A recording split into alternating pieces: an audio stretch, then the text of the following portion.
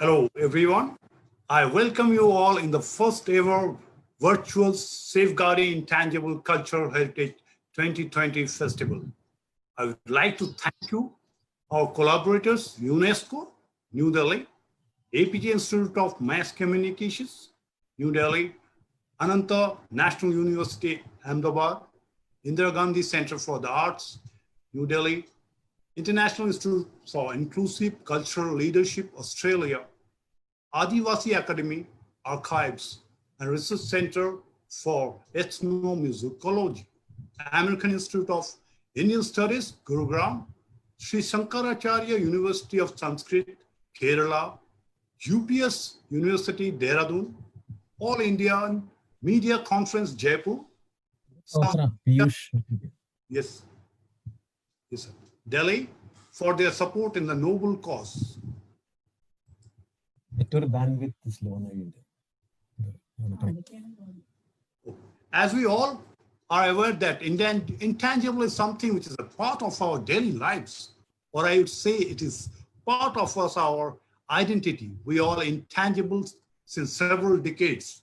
This topic of intangible cultural heritage has remained negated, but gradually people are realizing the significance of safeguarding our intangible heritage. And this event is a live evidence of that. Padma Bhushan Sri Komal Kothari had worked all his life in preservation and documentation of intangible cultural heritage of Rajasthan. And Rupayan Sansthan and Arna Jharna Museum at Jodhpur is the result of his vision and efforts. He emphasized the need to keep a collaborative approach towards the nature and traditional knowledge system. This is evident is an effort to carry forward his vision and legacy. Hence, cutting short my speech, let's begin the festival with welcome song by talented children of Langa community, who are trained under Guru Shishya Parampara at Komal Kothari School of Folk Music, Jodhpur. Daddy Vanier, France, and Bear Tilonia, under the leadership of internationally well-known senior folk singer from Langa's community, Sri Hayat Muhammad Langa and Safi Khan Langa. The song they are going to sing is named Kotla Gudlo. It is a welcome ritual song in Rajasthani ceremonies. Let's welcome the welcome song from the talented children of Langa community. Allah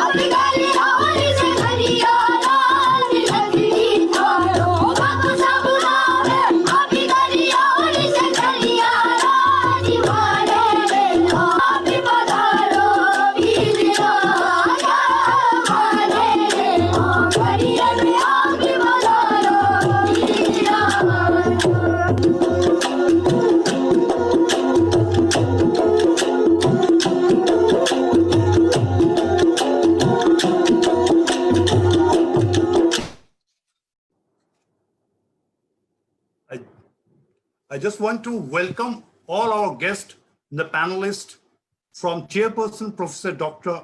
Amaresh Gala, Dr. Shubha Chaudhary, Associate Director, General Archives and Research Center for Ethnomusicology, American Institute of Indian Studies, India, Dr. Sarit Kumar Chaudhary, Professor, Department of Anthropology, RG University, Arunachal Pradesh, former Director, IGRMS, MOC, Government of India, Bhopal. Mo Danier, a scholar who works on the nomadic Roma community of Europe, Artistic Director, Roma Jam Session, Art College, Switzerland. Dr. Shubha Devi, Assistant Curator, Department of Cultural Studies, Jodhpur University, Assam. Dr. Anant Palapeli, Associated Professor, IIT Jodhpur.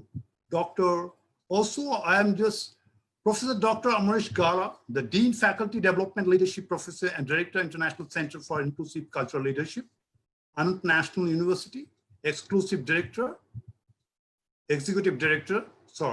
International Institute for the Inclusive Museum, former President of ICOM Asia Pacific, and UNESCO Expert on Heritage. So I would like to also welcome, after our welcoming folk song, the inaugural speech by the Padma Shri G.N. Devi, a thinker, cultural activist, and institution builder best known for his work such as the People's Linguistic Survey of India and Adivasi Academy. So small video message from him.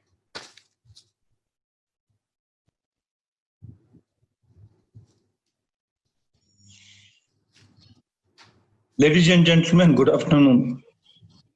It's a great pleasure for me to be with you, though through this medium, at the inaugural of the International Seminar on Intangible Cultural Heritage.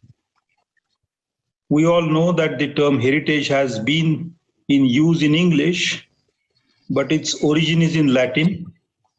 The Latin word herit was used as a measurement of land, and so the land owned became the herit or the inherit for a family. Slowly, that word came to mean what we received from the previous generation by way of a tangible property. The idea of intangible heritage is a direct result of the events that took place centuries later, primarily the events related to the colonial expansion of England, France, and Germany. In the countries where the colonies were established, the European powers had to encounter new cultural traditions, and therefore the term started getting applied to culture as well. For instance, William Jones spoke of the cultural heritage of India. The intangible part of that heritage was in the oral tradition, because in a country like India, very long established culture, oral traditions were preserved in the way they had been there at the very beginning. And this was rather amazing for a lexical cultural traditions such as the French, the British, and the German, the Latinate cultural traditions. This was another world of orality, of memory, and of worldview. And it is in understanding these worldviews, these memory traditions, and the spectrum of the oral, both as word as well as magic, both as memory as well as myth, that the challenge of the intangible cultural heritage came before the British scholars of culture. After the colonial days, the erstwhile colonies had to cope with the question of how to preserve these traditions, because by then whatever was European had become knowledge, and what was not European came to be seen as non-knowledge. So all these oral traditions, the cultural heritage of the intangible type, got relegated to the realm of non-knowledge. It is only in the last generation that scholars, people engaged in documentation, those actively engaged with communities, started encountering this question and coming up with very brilliant solutions. All of you present here today are among those brilliant people who have found out one way or the other way of coping with this vast continent of oral, intangible, cultural tradition. Tradition in Indian languages is parampara. Param is the superlative of para. The two words together mean that which is remote and remotest among the remote. But culture in our time does not mean only that which is remote and remotest among the remote. Culture means that which we can use in our practical life as an extension of our existence, our economy, our thought, our spirituality, and the human endeavor in general. Therefore, in future, the intangible cultural heritage is going to be an extremely important area of intellectual transactions, extremely fascinating area for use of technology, and an extremely intriguing territory for answering so many issues related to politics, sociology, culture, history, and knowledge. I wish all of you a very good luck during your deliberations, and I wish this seminar a great success. Thank you, ladies and gentlemen.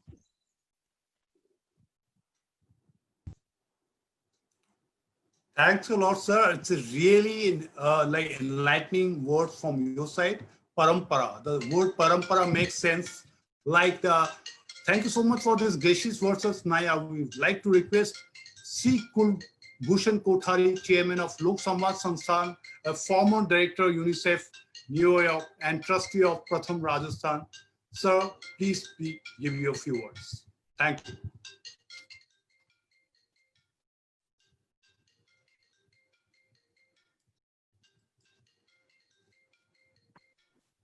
Good afternoon from Jaipur. On behalf of Rupa and Sansthan and Lok Samvad, I wish to welcome all very distinguished experts, participants, and activists engaged in a very noble cause of safeguarding the intangible cultural heritage, tradition, performing arts, and artists in our country. Rupayan and Lok Samvad Sansthan are two very vibrant Rajasthan-based local institutions promoting folklore, research, scholarship, and also performing arts on a wider scale.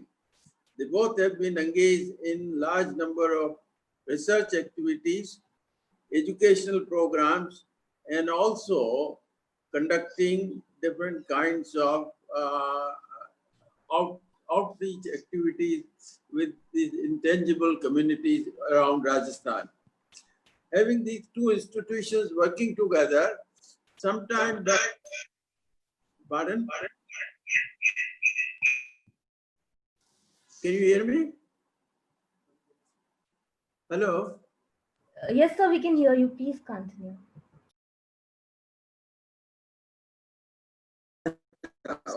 Both of these institutions months ago decided to look at these traditional communities, particularly Langas and Mangariyar communities, and look at their current educational status and also educational needs of these communities to become more effective, more active participant in their own activities of promoting folk art and culture, along with their own organization and development work at the grassroots level. Pratham, they invited Pratham as an educational NGO to help look at the question of the kind of educational needs of these communities might be focused on. So we decided to really look at the 300 children in Jodhpur Langa communities in terms of what are their engagement with the educational activities in the childhood. These were the children in the age group of 5 to 18. These are very young children, and you have just seen these children performing before you as a wonderful musician. They are the traditional careers of really taking forward the traditions of folk music in Rajasthan. They are vibrant participants in terms of all folk cultural activities, folk music programs in Rajasthan and elsewhere, which are sponsored through Rajasthan, these institutions. So I was interested in terms of looking, because my own particular interest in Pratham was to look at the basic educational status of these children and how they are meeting these basic educational needs as they are learning music and also active participants in preserving and promoting folk music in Rajasthan. You will be surprised, we looked at about 270 children who are in the age group of 5 to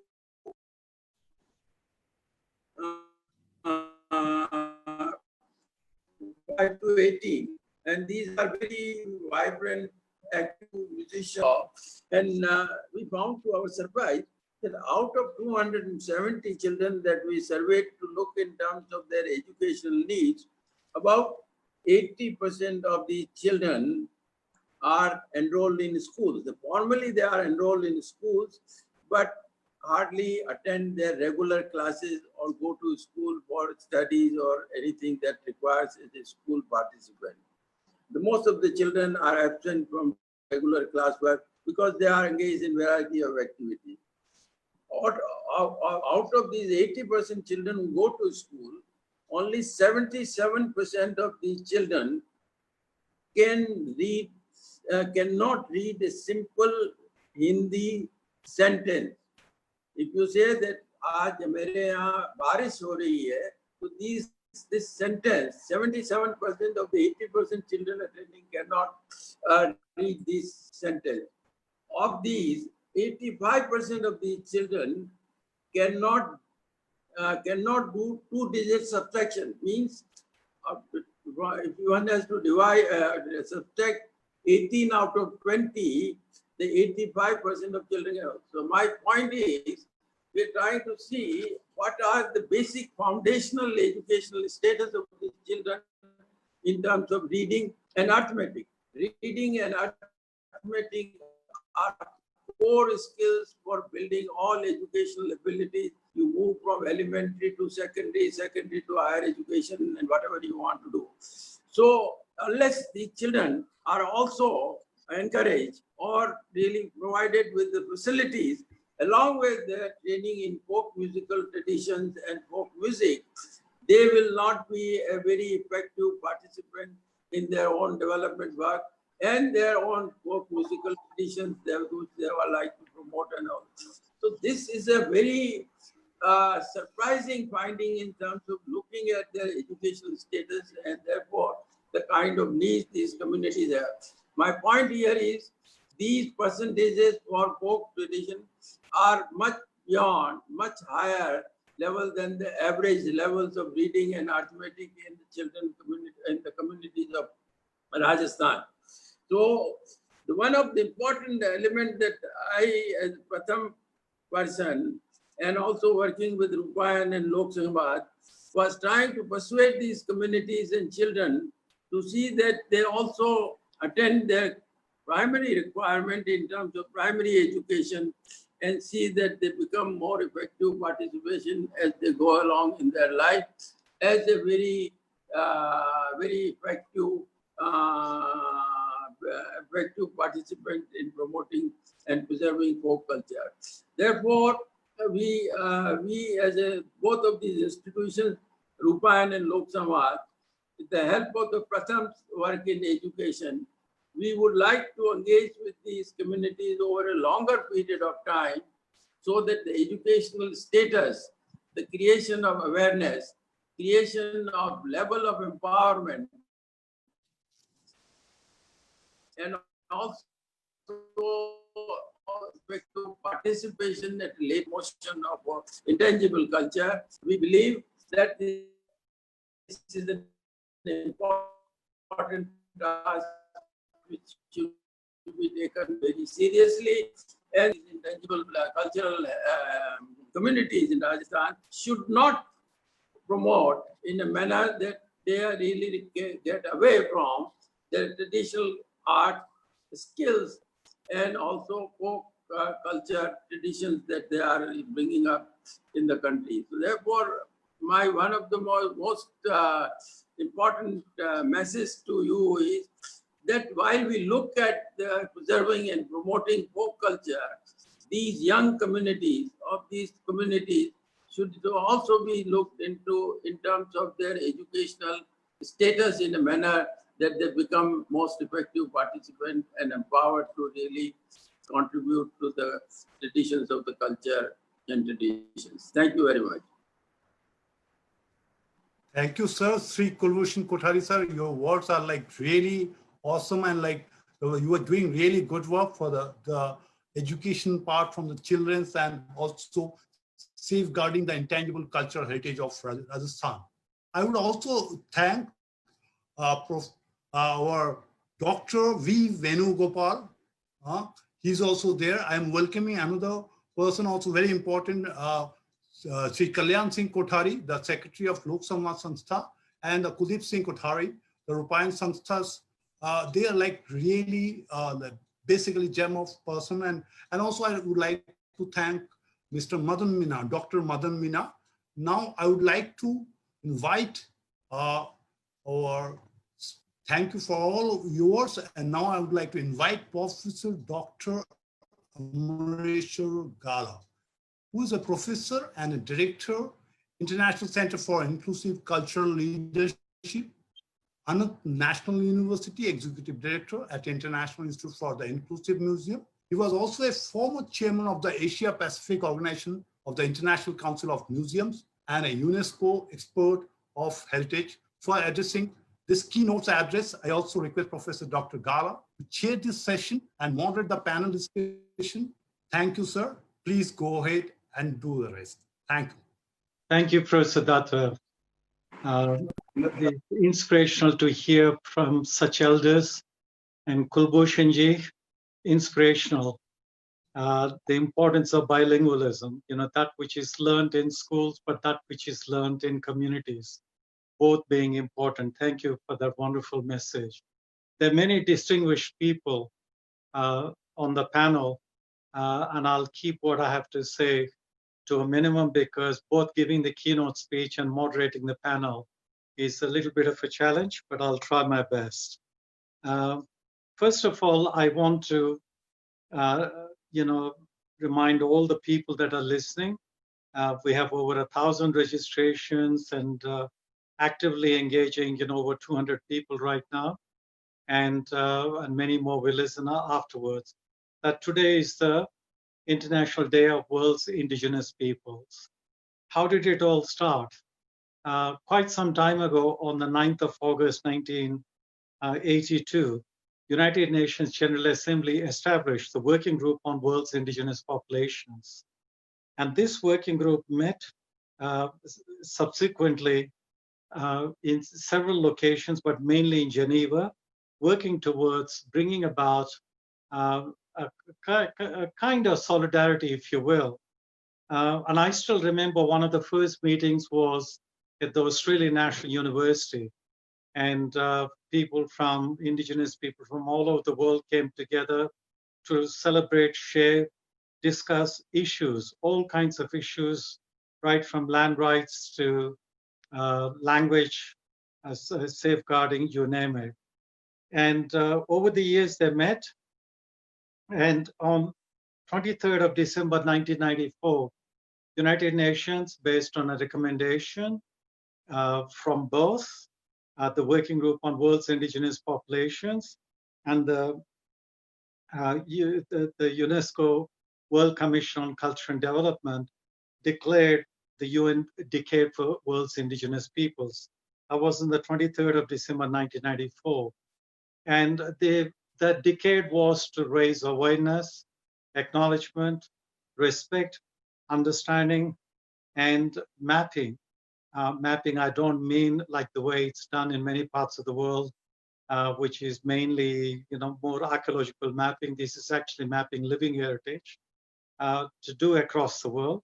Sir Martinus Cobo mapped the understanding of what indigenous means in different parts of the world. It was so complex, so diverse. It constituted 5 volumes in the way indigenous people delineated themselves. But the one thing that is common across the world in all the countries of the world was that, non-indigenous people often own the land, but indigenous people, strongly believe they belong to the land. The land is not something that they could own because they belong to the land. So a range of understandings came together. And then very soon after, Madame Erika Diaz from Greece chaired a committee for the working group, and she came up with a charter for the cultural heritage of world's indigenous peoples.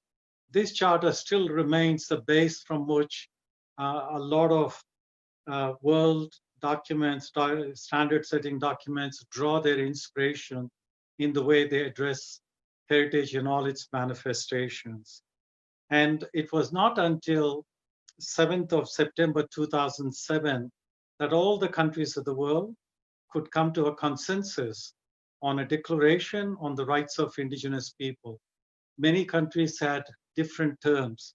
For countries such as Australia, New Zealand, Canada, and United States, they found it easy to use the word indigenous simply by creating the bifurcation or the boundary between the colonizing, invading, settling communities and people and the original inhabitants in those countries. However, when it came to countries such as Malaysia, India, Kenya, it became very complex because when does one start talking about who is indigenous? Of course we could, and this was delineated by Sir Martinus Cobo. And so on the 7th of September 2007, United Nations adopted the UN Declaration on the Rights of Indigenous People. One of the first organizations of the UN to immediately applaud and adopt that declaration is UNESCO.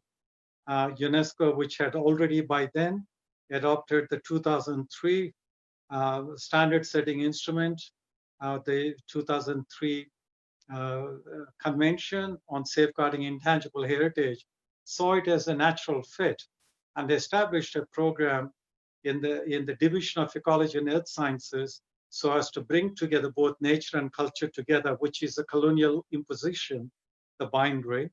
And so goes the story.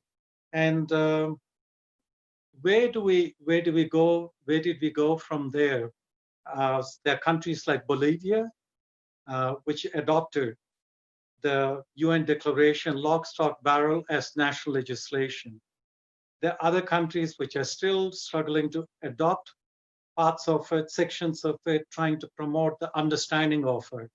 It takes a long time. You can't undo hundreds of years of colonialism and displacement and disposition overnight. It takes time before people understand the notion of indigenous and the layers of significance of cultures, because no culture is frozen in time, nor were the indigenous cultures frozen in time.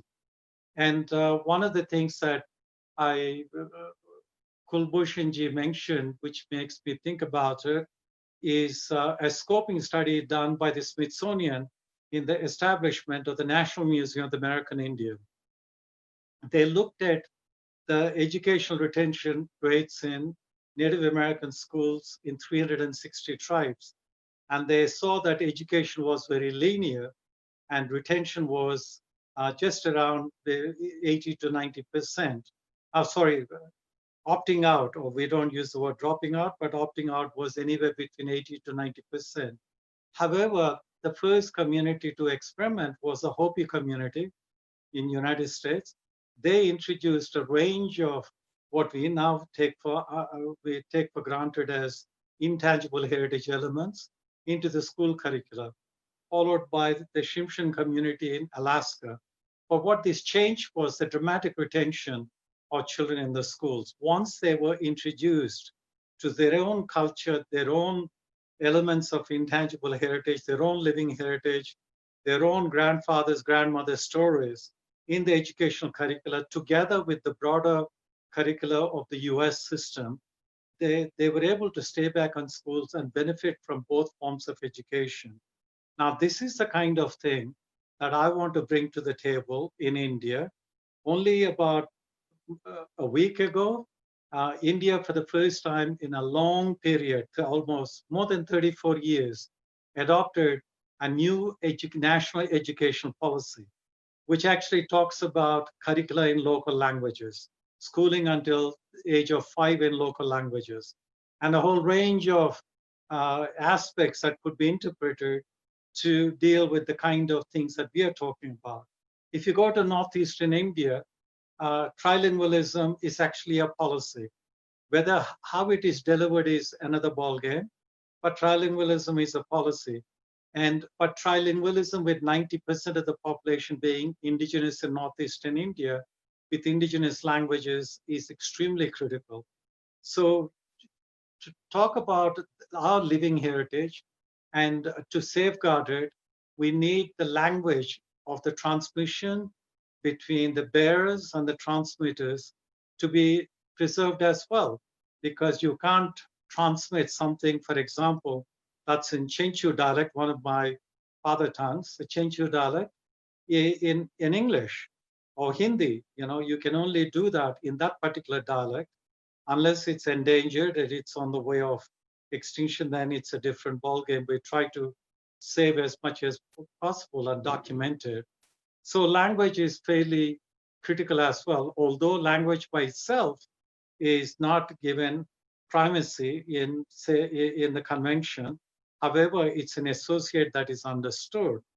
So in this context, there are 4 things that I want to present to you, and hopefully within the framework of the National Education Policy of India and the national education policies of so many other countries, I realize that there are people from over 120 countries listening to this festival webinar and the celebrations, and a very large number of them from Africa, Europe, Asia, and also some of the Americas and Southeast Asia.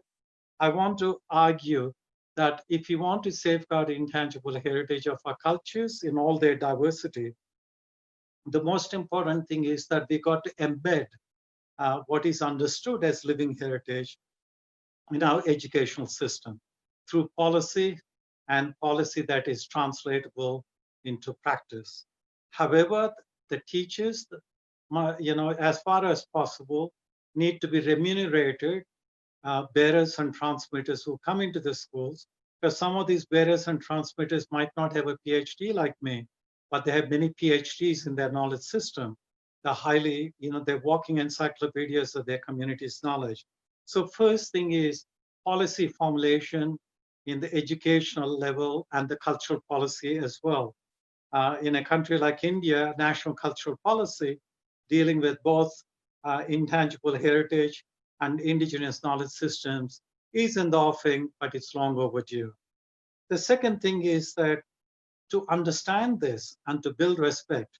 For example, I've heard so often in the UN forums, Indian tribal people being introduced as coming from very primitive tribes.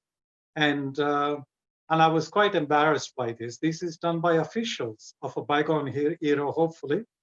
And but the respect needs to be there for people who are the bearers and transmitters in the communities.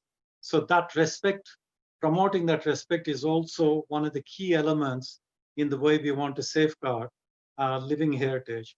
But why safeguarding as a new term? We are used to using preservation, conservation, restoration, Venice Charter, ICOMOS, World Heritage Convention, they have been promoting this.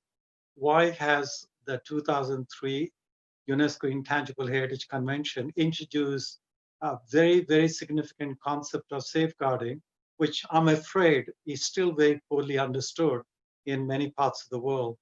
It's simply the then executive board member of UNESCO, Dr. Kapila Vatsyayan, a very eminent Indian scholar and elder. She came to the floor and she kept on arguing, once you start documenting, inventorizing that which is living, are you not freezing it in time? Are you not, statically reducing it to a static state?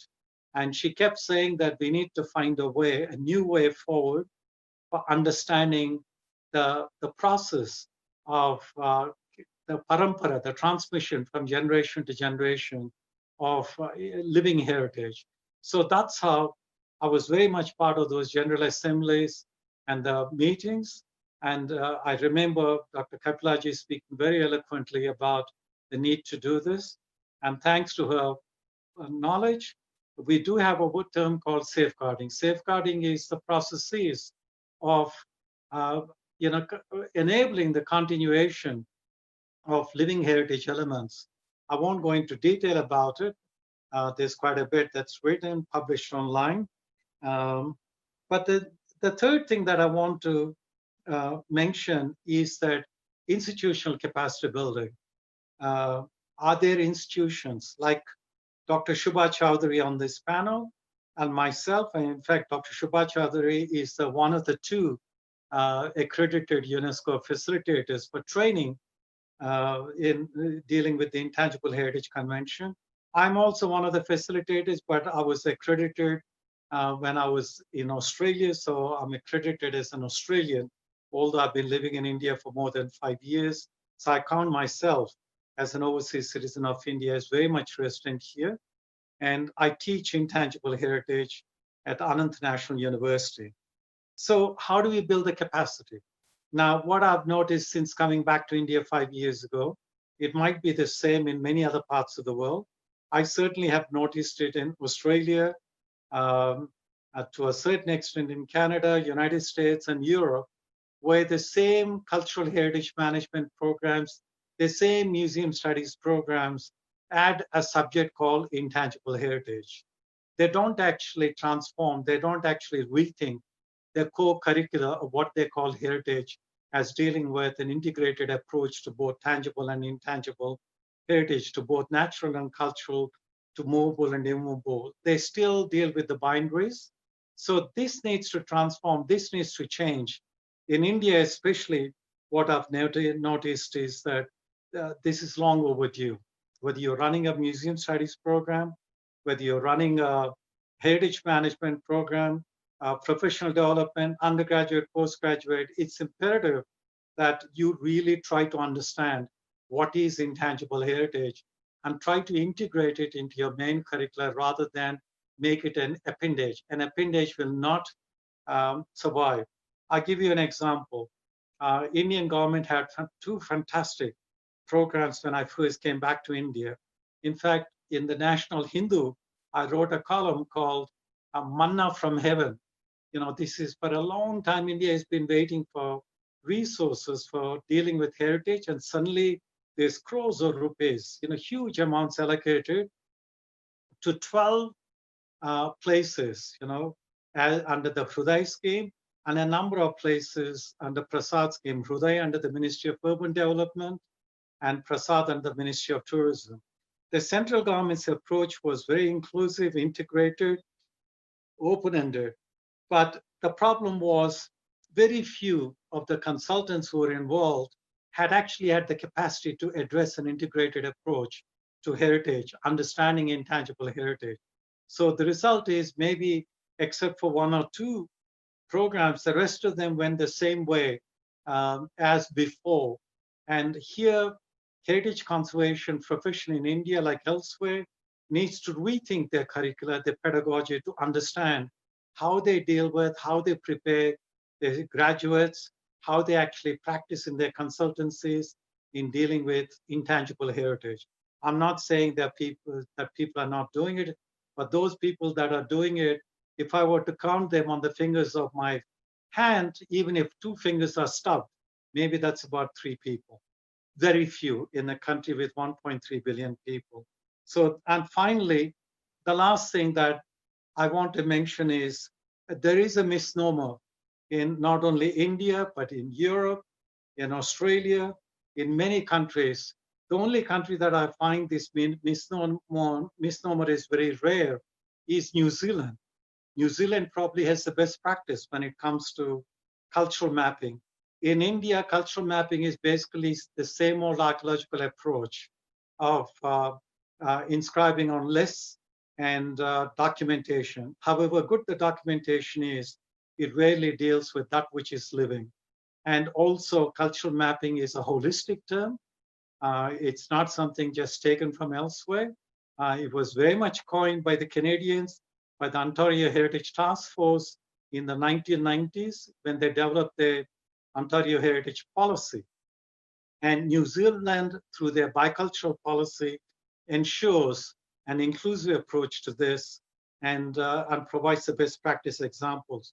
So I think India also needs to get away from an archaic cultural mapping approach to thinking about participatory cultural mapping, where the carriers and transmitters, the bearers and transmitters, the first voice of the people becomes the focal point in the way they do cultural mapping. So with these kinds of ideas, I just wanted to stir up a little bit. And there's so much more one could say, but we got very eminent panelists who will take us further on this. And I would like to thank the organizers and the distinguished sponsors, or for giving me an opportunity to say a few words to share. I was born, brought up, and educated in India.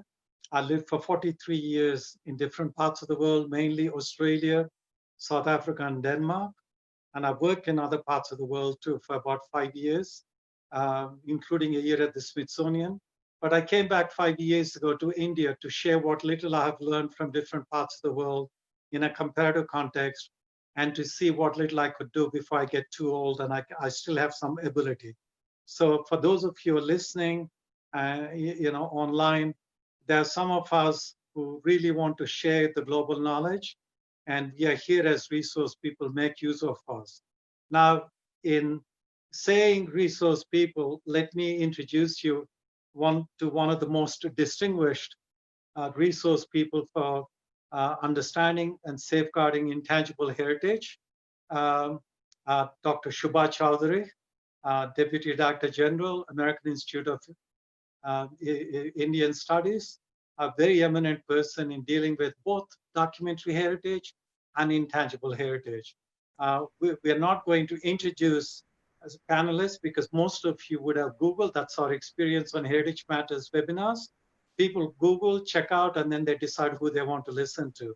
So I'm sure most of the listeners know Dr. Shubha Chaudhary. Shubhaji, over to you. Thank you very much, Amar. I'm not able to start my video. I think it has to be done by the organizer. Yeah. Thank you very much, Amar. Good to see you, and thank you for that very flattering introduction. I'd like to thank very much Kalyan Singh ji and Kuldeep Kothari for having asked me to be a part of this very eminent panel. And I think for us to deal with a very, very critical question at this time, when we are all realizing the difficulties that the bearers of culture are facing in this pandemic, I think it's a good time for all of us to be able to focus on what are the issues that are not just immediate, but what lie behind in trying to promote this. I know we are talking about really supposed to be focusing on the Indigenous Peoples Day. I think Amar has done a very good job of drawing our attention to that, and it's an area in which he specializes a lot. I would only like to add that in India, we have so many marginalized communities, so many marginalized people. The Indigenous people certainly are one of them, but we have to take it further in thinking about all those who are marginalized and all those who need a voice. So I will go on to my presentation and share the screen.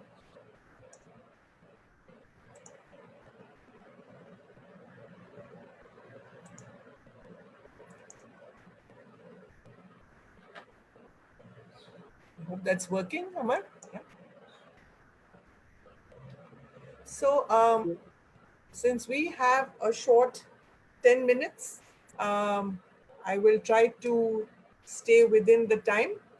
And when I was asked to find a topic and deal with it within 10 minutes, I thought something that is very close to my heart and something that I'm very convinced, as I said, is the need of the hour, is to work towards community-based inventory. As Amar has already talked about, I would like to really focus on the 2003 Convention for Safeguarding of Intangible Cultural Heritage. The webinar itself bears the name of the convention, so I thought I will not be off the mark if I choose to focus on this convention as within the parameters of the convention, so that we know the area we are talking about.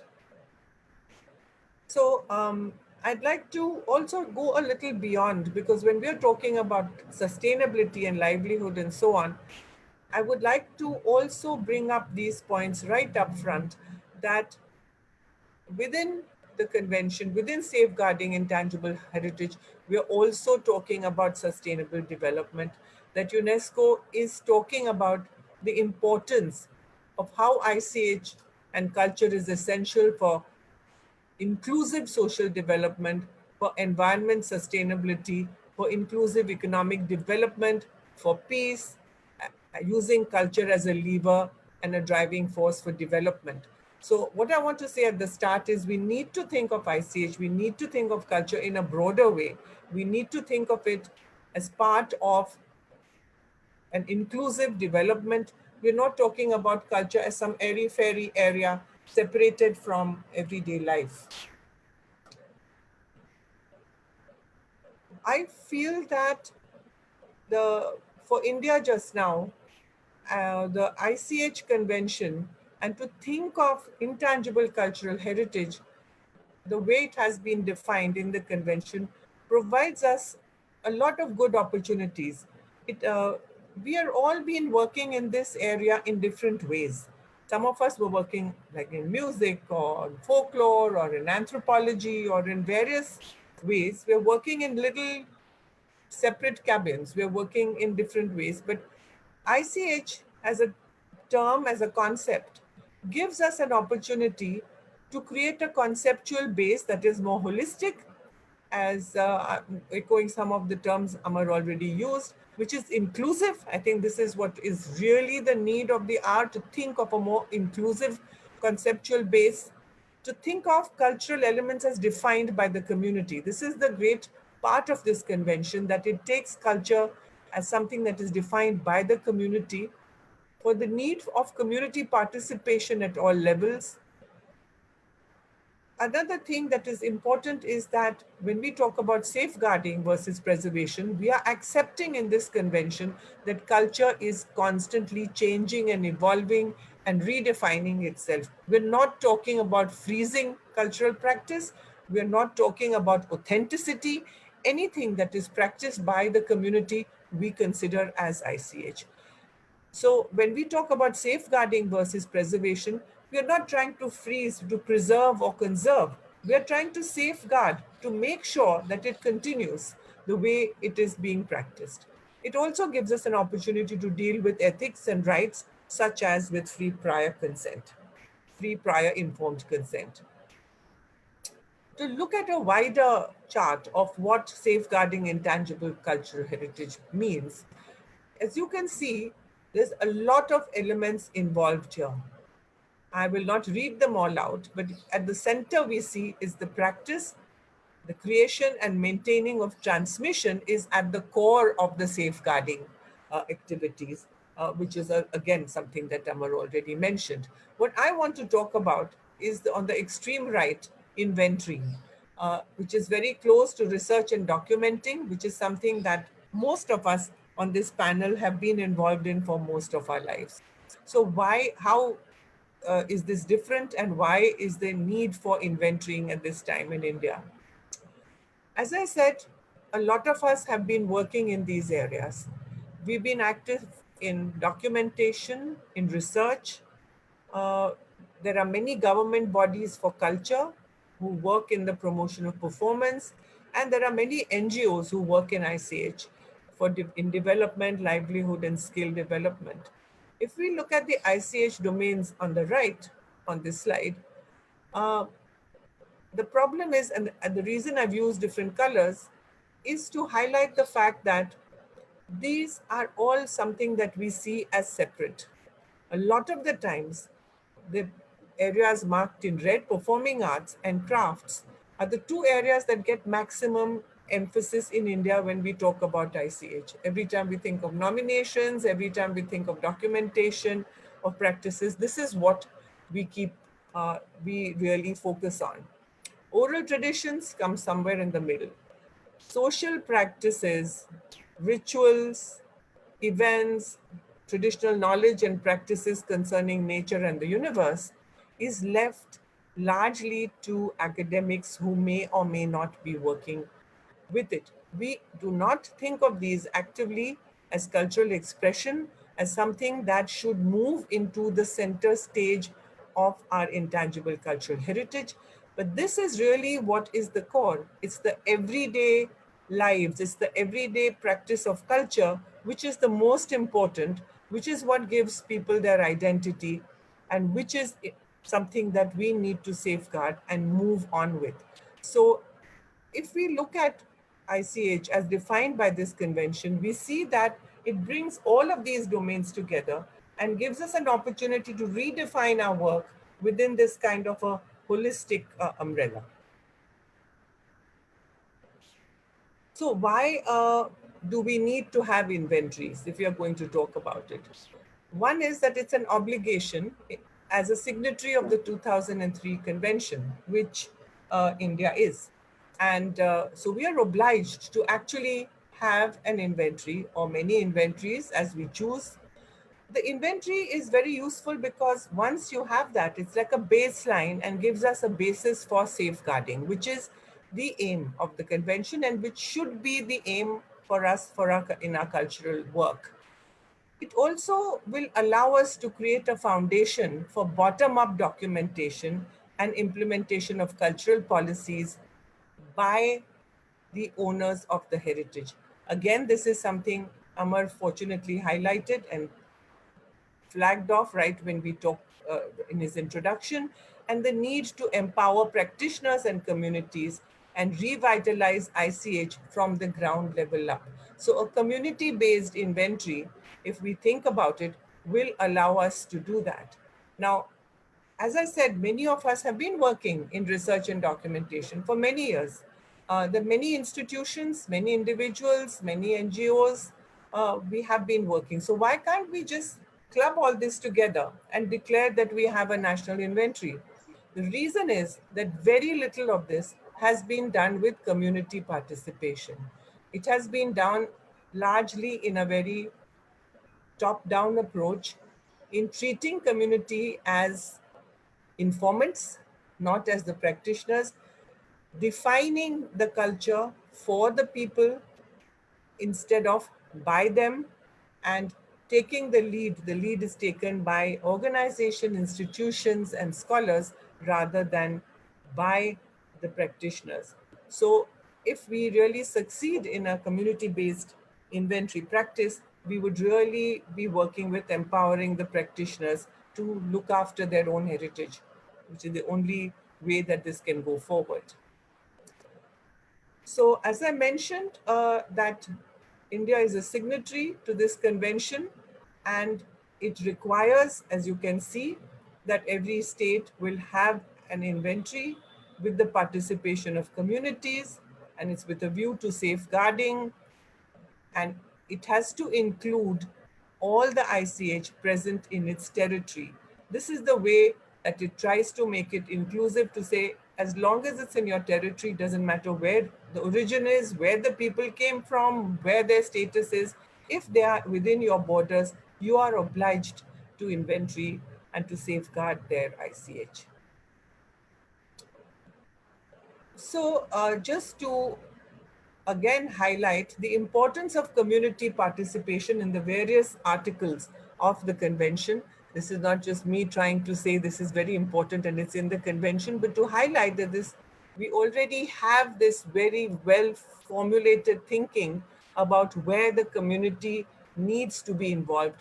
This is a document that we have signed as a country, as a nation, and it's really important that we recognize this, that a community-based inventory is what we need at this point. It's very sad that India, being a signatory for so many years, has not been able to do that we require the recognition by the communities, that inventory itself requires their involvement is necessitated in safeguarding, their agreement is necessary for nomination, and this is not all to be taken just as what should I say, a formality, but this is really the core and the spirit of the convention. And we would do really very well to try and formulate our own way of doing this. There's no particular formula that comes down to us from UNESCO about this. There is no other country we can copy this from. Whether it's New Zealand or whether it's Australia, we will have to find our own way to empower our own communities and to be able to start working towards such an inventory. To end very briefly, just a few images from the kind of work we have been doing at ARCE, where I work, the Archives and Research Center for Ethnomusicology. Though we work in music, we have been working in many community-based projects with archives and community partnership that we did. We've worked in Rajasthan frequently with Rupa and Sansthan, as one of the slides you see, in training community members in audiovisual documentation with a very small group in Nagaland in the center, in Kutch with the organization called Survani and so on. So all our documentation projects have had that approach of empowering community, training community members to carry out their own documentation with us in the back as facilitators, as people to help, not to lead. So thank you very much. I think I've managed within the time. Thank you. Thank you. Thank you. Thank you, Dr. Shubha Chaudhary. You're inspirational as always. And thank you for your passionate, but also very ethical and focused work. It certainly is something we all need to emulate in India. And I mean, the need of the hour, you mentioned, is community-based inventarization, community-driven, from the principles from the convention that you picked up. And you also pointed out something very important, which is a challenge we face in different parts of the world. And that is anthropologists say that, oh, we've been doing this for a long time. And that's something that I always hear. This convention is nothing new. But then anthropologists were going away, doing research, bringing the knowledge, copywriting, publishing, actually not giving anything back, nor enabling the community groups to continue, in their own cultural protocols or their elements of intangible heritage. I think you very clearly hinted at that. And in India, the anthropological profession certainly needs to rethink its approach. I've been privileged to be part of forums at the Anthropological Survey of India in Kolkata, but also, especially, I must say, the Indira Gandhi Rashtriya Manav Sangrahalaya, which for those of you from foreign countries is, it's called National Museum of Man, like National Museum of Anthropology. It was called National Museum of Man because at that time, Canadian Museum of Man was there, that became Canadian Museum of Civilization. Now it's called Canadian Museum of History. Hopefully, IGRMS is a better expression, Indira Gandhi Rashtriya Manav Sangrahalaya. And Manav is still sexist in my opinion, but that's one person's opinion. So how are anthropologists rethinking in India? Are they actually open to it, open to rethinking their methodologies? Are they open to equity of communities? Are they open to not going and taking away knowledge, but going and learning and being facilitators to assist communities for the continuity of their very dynamic and living cultures? I mean, these are some of the questions that Dr. Sarit Chaudhary, who is professor of anthropology at Rajiv Gandhi University, Arunachal Pradesh. He was the former director for 5 years at Indira Gandhi Rashtriya Manav Sangralaya.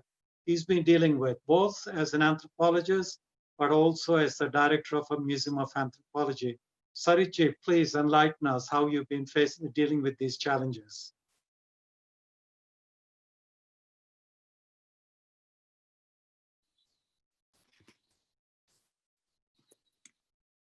So good afternoon to all of you. Can you listen to me? Yes, we can. It is always a pleasure to listen Professor Amoreshwar Galla, and I was completely absorbed in listening to Shubha Chaudhary, whose father was obviously, the IGRMS is hugely grateful to his father, who has also contributed a lot for the development of the National Museum, which we call popularly IGRMS. Some people call it the Museum of Museums, also located primarily in Bhopal. Now, let me just start with what Amoreshwar has talked about in relation to the anthropology as a discipline and its historical journey in terms of its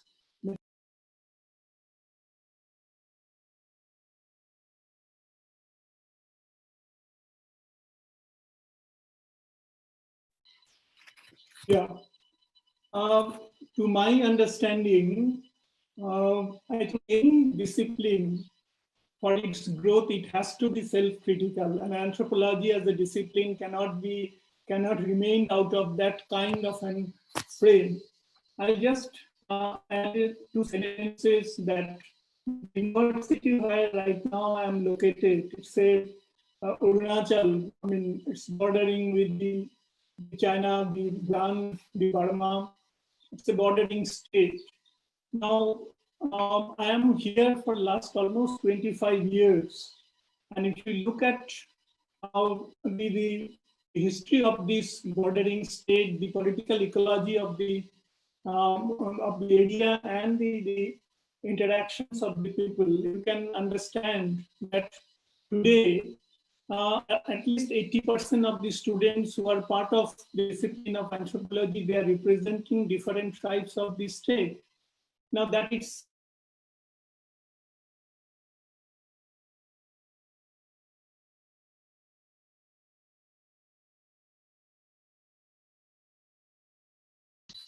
Can you listen?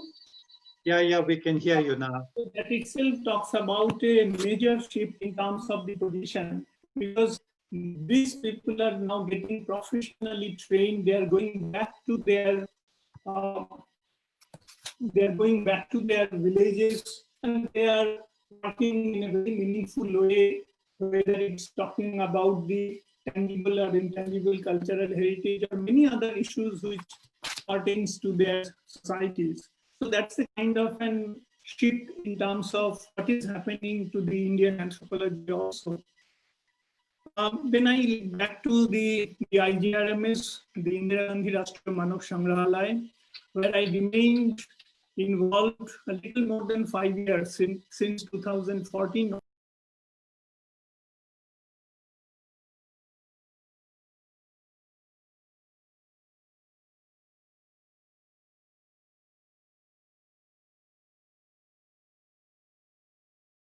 That this is a museum which has initiated a kind of what we call the new museum movement in our country. And one of the fundamental mandates by which it became possible is the question of involving or bringing community at the center stage at the process of making various kinds of decisions which is related to the everyday negotiation of life within this museum as a cultural space. I'll start with my experience, which is at the fag end of my 5 years tenure. In the state of Manipur, which is placed in the India's northeast, we have started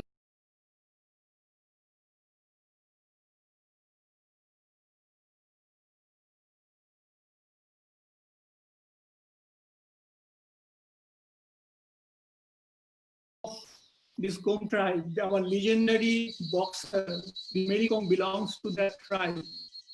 Now, IGRMS would have established a huge, long historical interactions with the different kinds of communities who are located in different remote areas of our country, whether it is in northeast or in other parts of India. Now, what has happened, as I was referring to Mary Kom, he has built up a three-storied building and given us in a sense IGRMS to build up a village museum or a community museum for the people. And that we have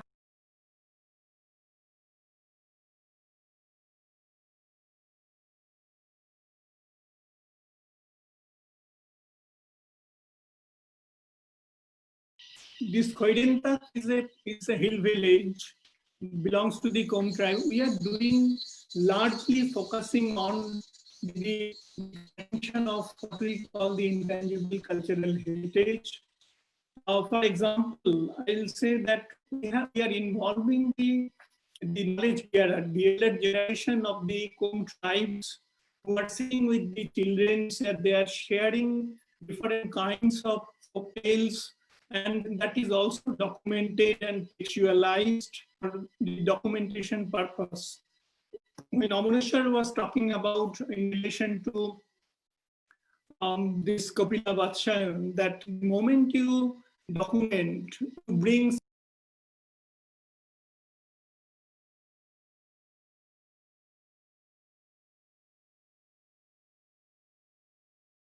agree with that kind of an idea, that is definitely true, but then also the question of documentation becomes very, very important. Now, what I basically wanted to say that as a national institution, as we are trying to link up with the national regional institution in terms of collaboration, we are also trying to focus on the village-based, the local communities, and as you have rightly talked about, the fundamental idea of safeguarding intangible cultural heritage remains within the how efficiently as an institution, as an individual, as a group, you can communicate or engage with the people who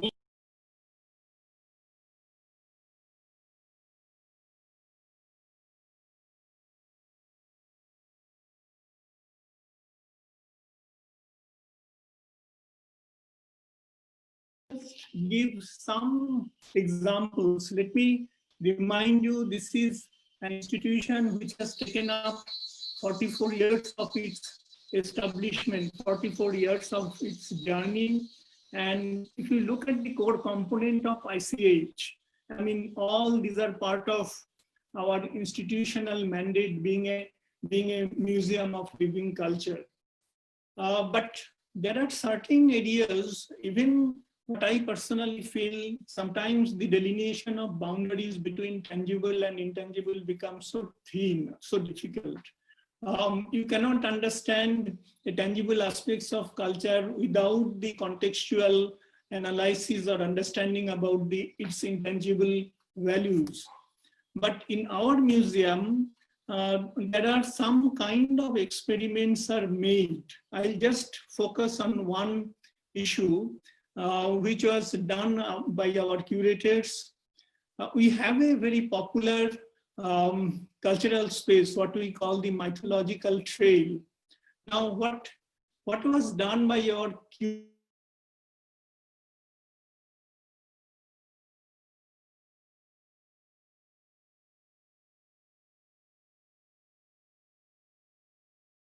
different kinds of creation myths from different communities across our across the regions of our country.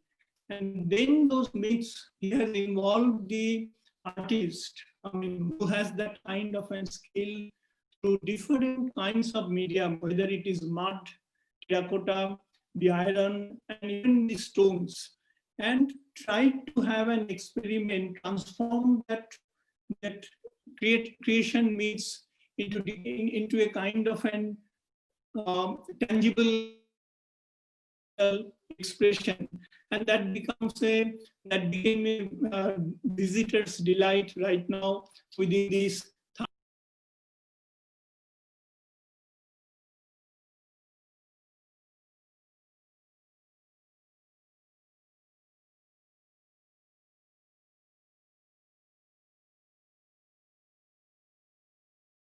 sacred groove, which is a kind of a ritual or the sacred domain through which the communities across our country try to basically preserve our resources, largely the forest resources. There are communities from different parts of our country. They have built up this sacred group, and every year we invite them. They have established their shrine, which may be in the form of a deity, which may be in the form of different kinds of stones, objects. Every year, some of these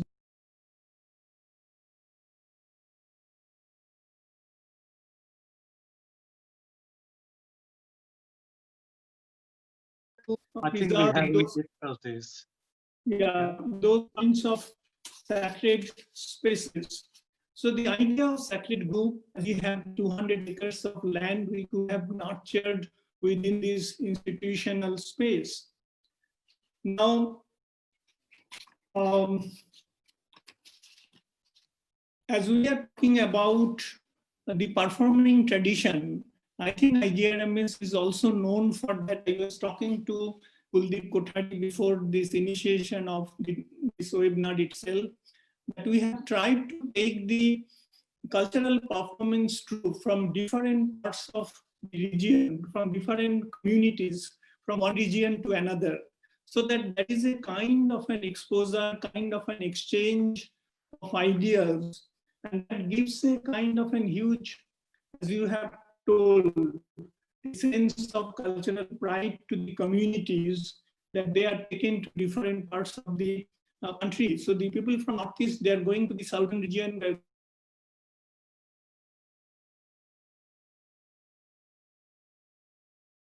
Sarit, Professor Chaudhary, we're losing you half the time. Yes, maybe you want to wind up, yeah? Yeah.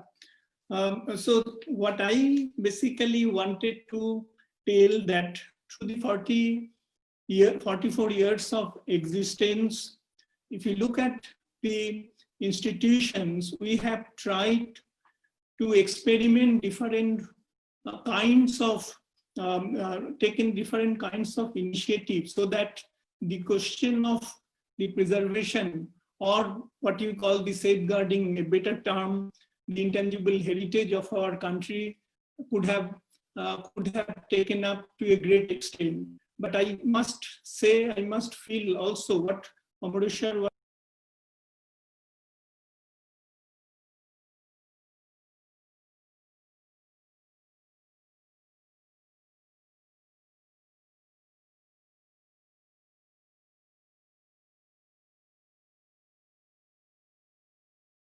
I think we've lost you completely now.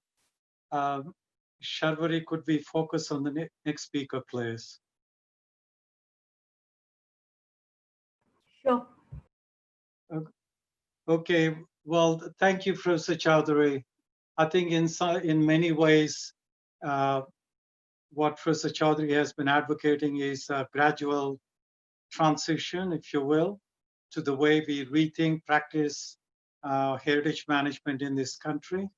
I want to give you an example of the institution that he was heading for 5 years, IGRMS.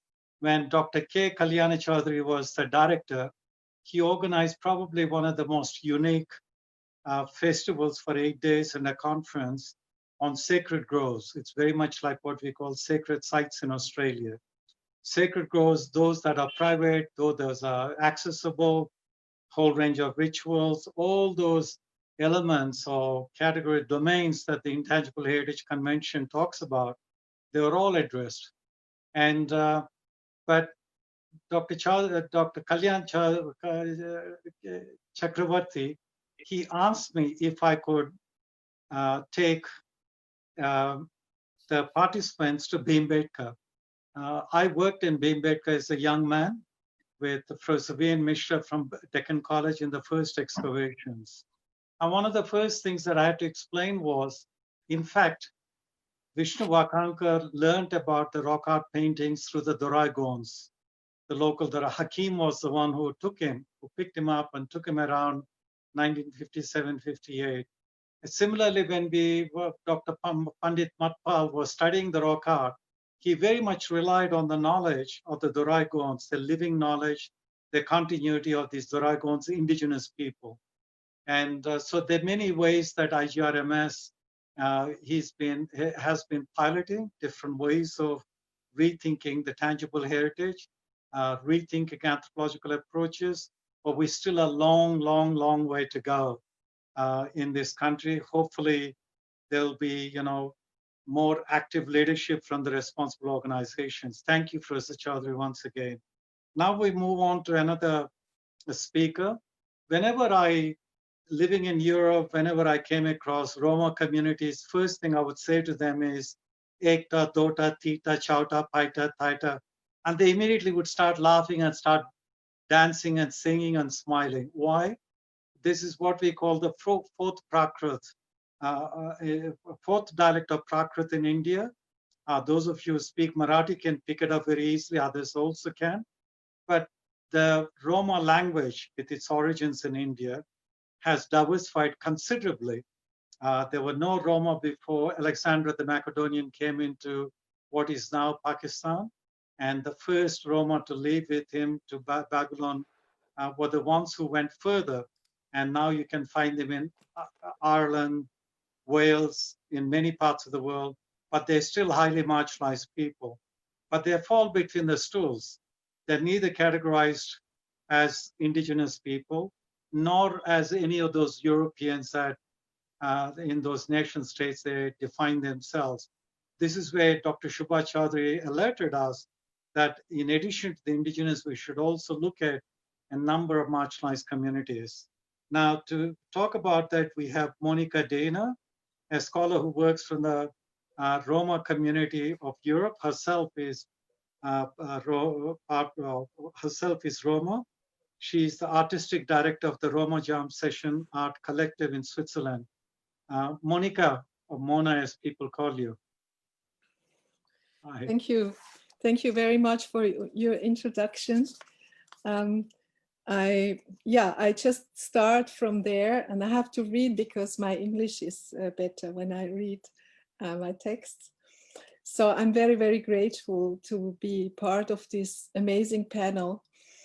And I thank you that everybody having inviting me. And so I will start. I'm as the only European person speaking here, I want to highlight my Asian parts and culture through ancestral heritage from my mother's side, just to draw the picture rightly. At the same time, I'm aware of the big responsibility to speak from my geographical position.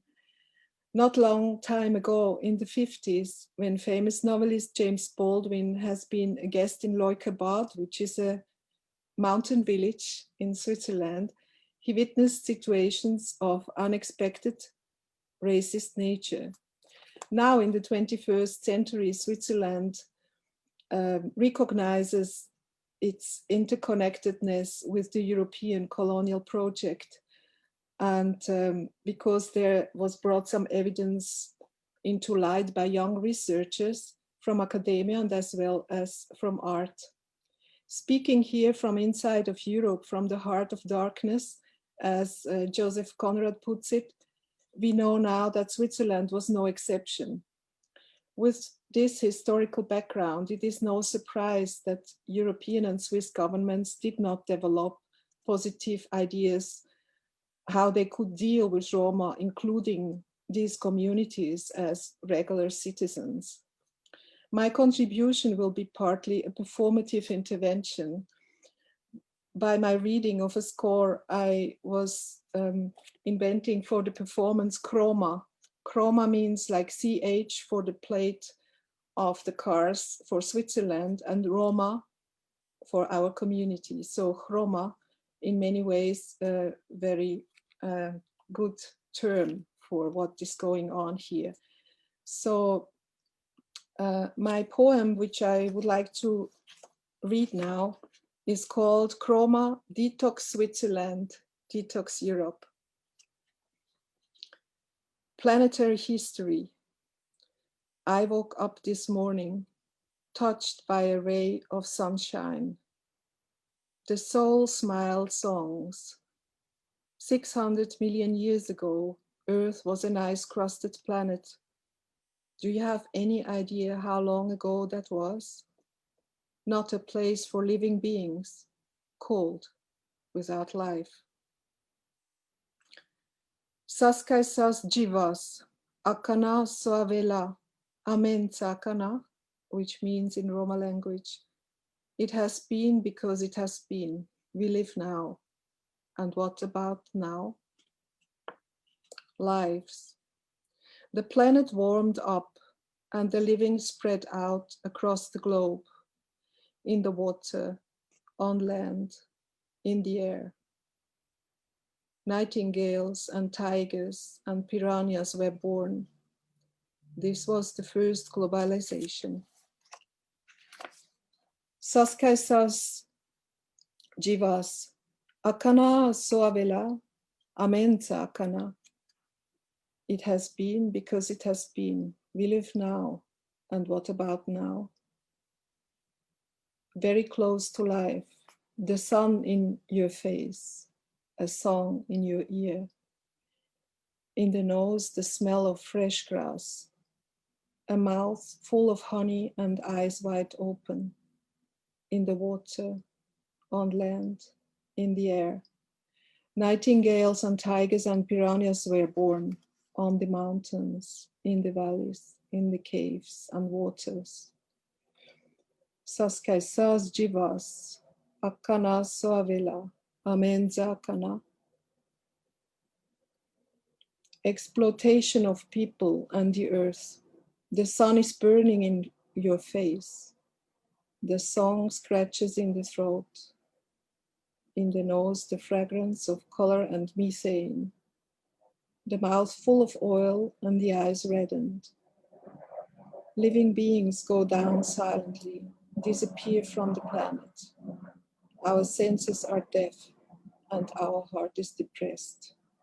Manpower prevents life in water, on land, in the air, on the planet. It has been because it has been. We live now. And what about now? War and violence.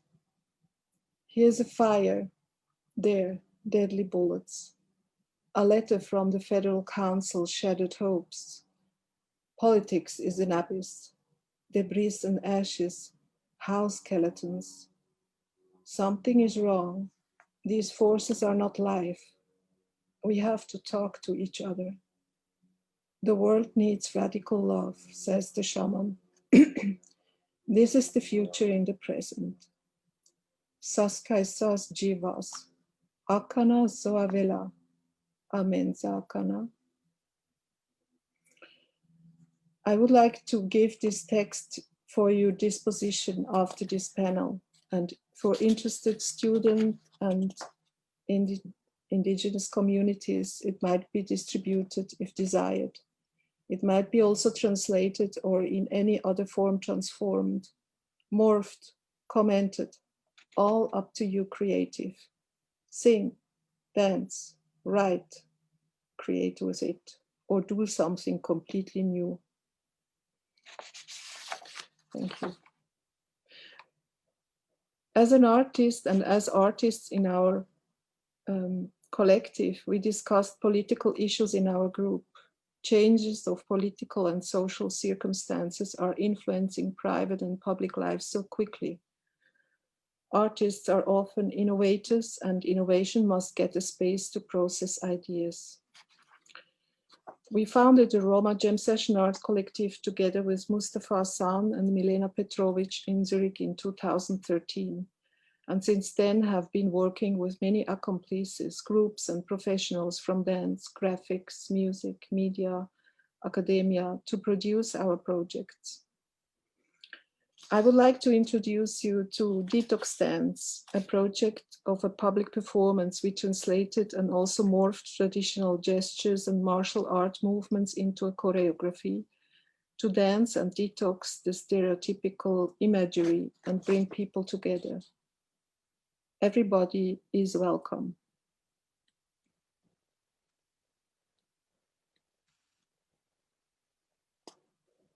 Governments still don't get it. European governments still don't get it.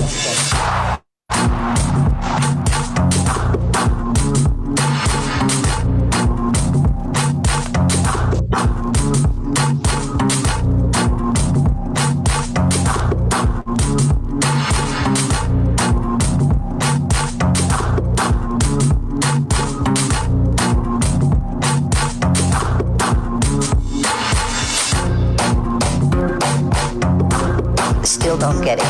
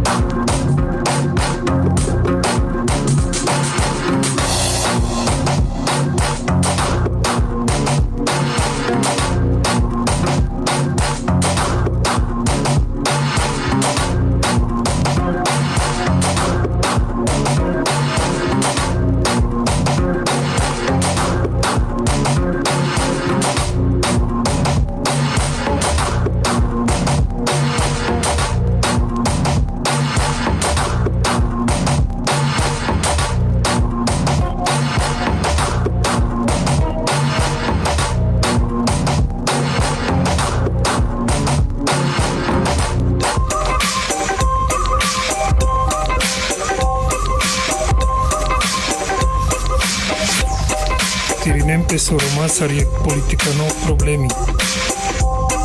Tirinempe Soromasariak politikano problemi.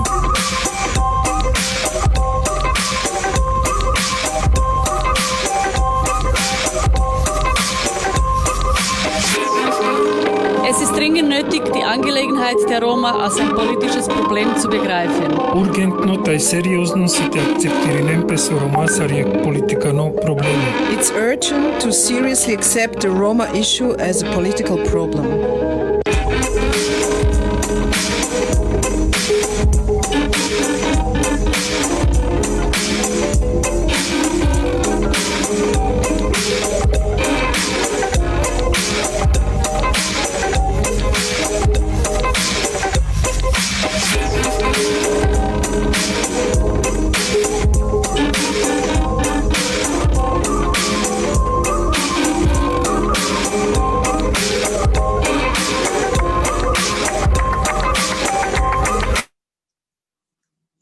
Thank you very much. Do I have still some time? Maybe in the discussion, if you want to take up more time. Yeah. Yeah. Okay. The other speakers Okay. now. Thank you. All right. Thank you very much. And in fact, bringing out the whole question of, the border violence and, and crossing those borders and a whole range of issues that the Roma face, not literal borders, but, cultural, psychological, and a whole range of them, and political borders, and which indigenous people face all over the world as well. And so it's very apt that you're pointing that out. Thank you. We'll come back to you. Our next speaker is from Northeastern India, from Jodhpur University, Dr. Shubha Devi. Now, I first met Dr. Shubha Devi not in India, but I met her in China.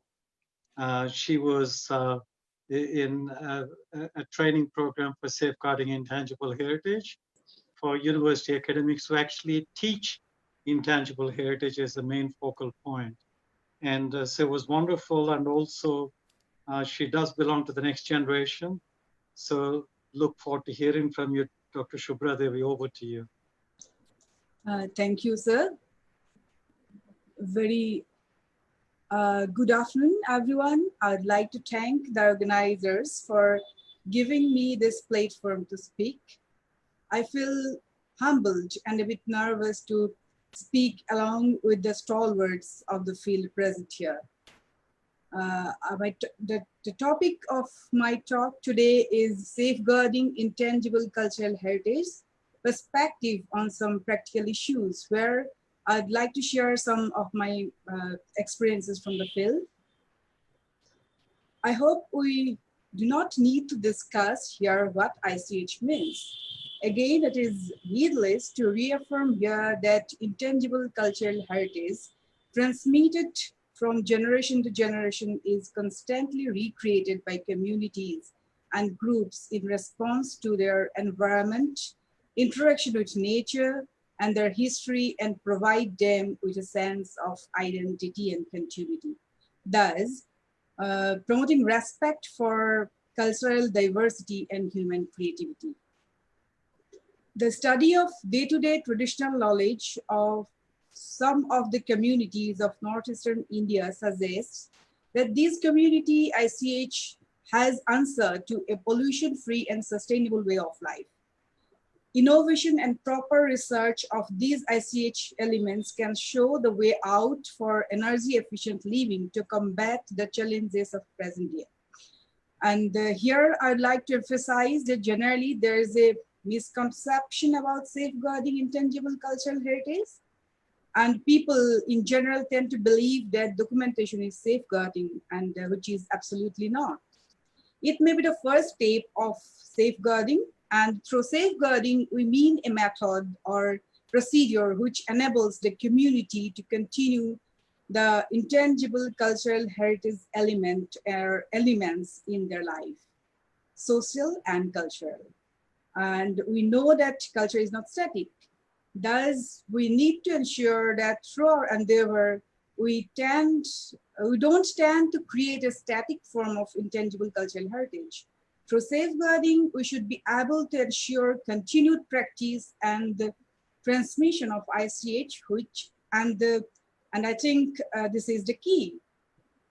And documentation or inventorying sometimes make the culture the fridge if the continuation of living heritage is not ensured, probably through linking it with the livelihood.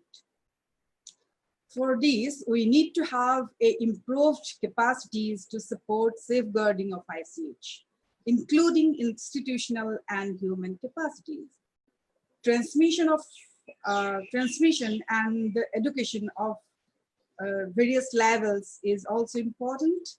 Then we also need policies and legal administrative measures.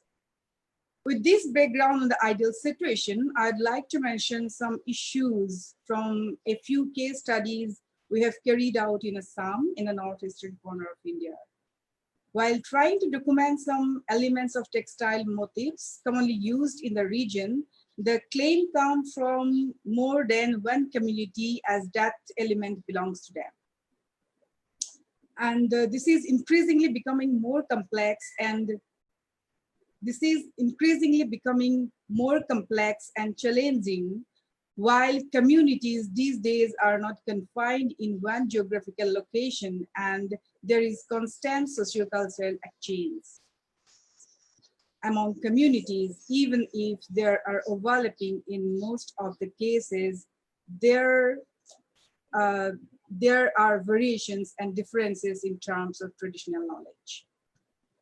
So my first take is, while documenting some elements, translation of terminology imparts major issue. Thus, people working in the field of ICH should be completely conversant with the local language or languages.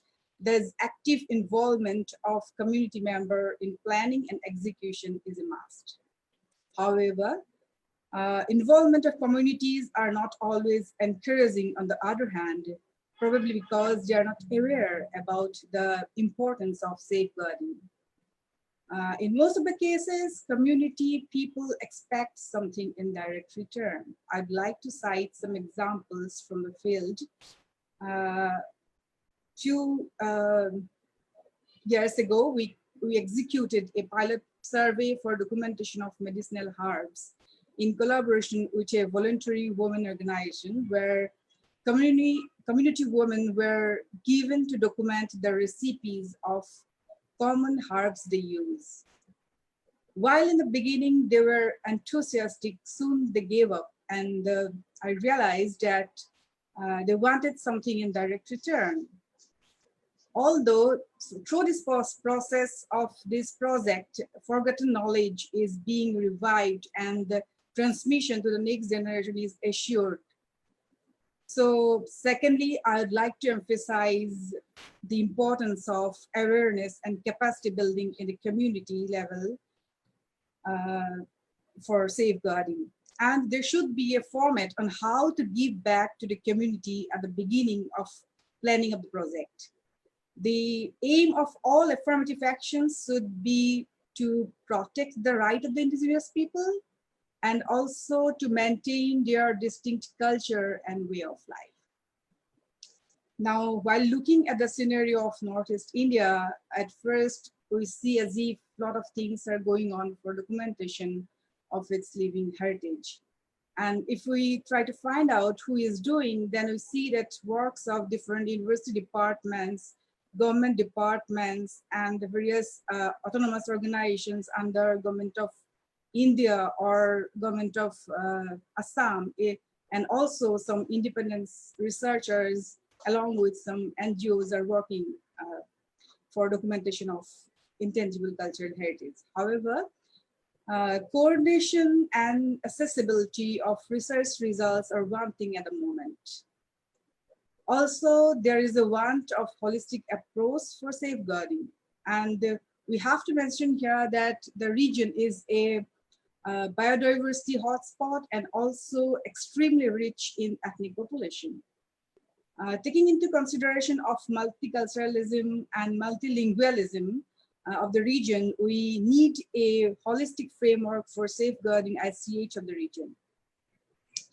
Everything from geography, environmental knowledge, belief system, and worldview of the communities need to be studied and researched in totality, which is still missing in proper sense of the term.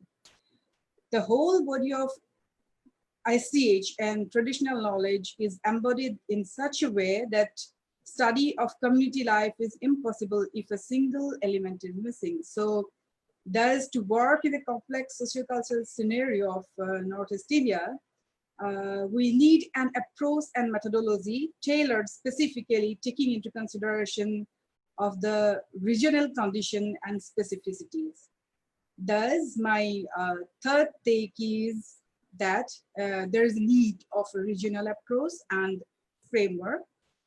Here, I'd like to emphasize the need of a coordinating body and the need of a database on works done. Again, we also need very urgently a training or capacity building for communities and for those working in a field of culture and heritage safeguarding. We need some formal and informal education strengthening transmission and respect, which can also be termed as awareness, or also for education in different levels for facilitating ICH is also a must. We need to have an inclusive inventory, and probably here I do not need to mention them or emphasize on the research and documentation and accessibility of research finding, as all concerned are now realized the need of these two. Ethical principles suggested by UNESCO and other similar bodies are intended to serve as basis for development of specific codes of ethics and tools adapted to local and regional conditions. Thank you for listening to me. Thank you all. Thank you, Shubha, Dr. Shubha Devi. Very much appreciated. And I think you've given some content for discussion on the national education policy and some of the things, both formal and informal education, how we could deal with it, but also the importance of regional approaches. And I think in many ways, you know, Dr. Shubha Chaudhary, you know, so in her presentation emphasized the importance of community-based inventorization, where, like you said, you know, it's difficult to single out an element because they're all interrelated. They're all so organic. I think this is where systematic methodologies through academics like you who are regionally grounded, speak the local languages in a very multilingual India become very critical. Thank you very much. Now before we move on to the last speaker of this panel, I just want to ask people if you got questions, please write them down, make them succinct. Please don't ask us to solve India's problems. Your questions must be addressed to what the panelists have said. And also, if you're not recipient of a grant or whatever, please, there's not much that we could do. So please focus on what the purpose of this webinar is and what the speakers have been saying. We have a very distinguished panel of speakers, so please send your questions in the question and answer window. Would really, really appreciate it. Okay, our last panelist for this evening is Dr. Anand Krishnan Pillai. He's the Associate Professor at IIT Jodhpur, and I'm sure he's very closely involved with our hosts over there. Over to you, Dr. Anand. Yeah. Hi, good afternoon, everybody, and good afternoon, everybody. It's a different, altogether different setting for me at this event. I'm happy to thank the organizers, also all other panelists, especially Shri Kulbhushan ji and Shri Professor Galla, Professor Suresh, Professor Piyush, and Professor Shubha and Professor Shubha. And I will directly go into my presentation, rather not wasting much time. Thank you so much for taking me in. Thank you. So I'm sharing the screen.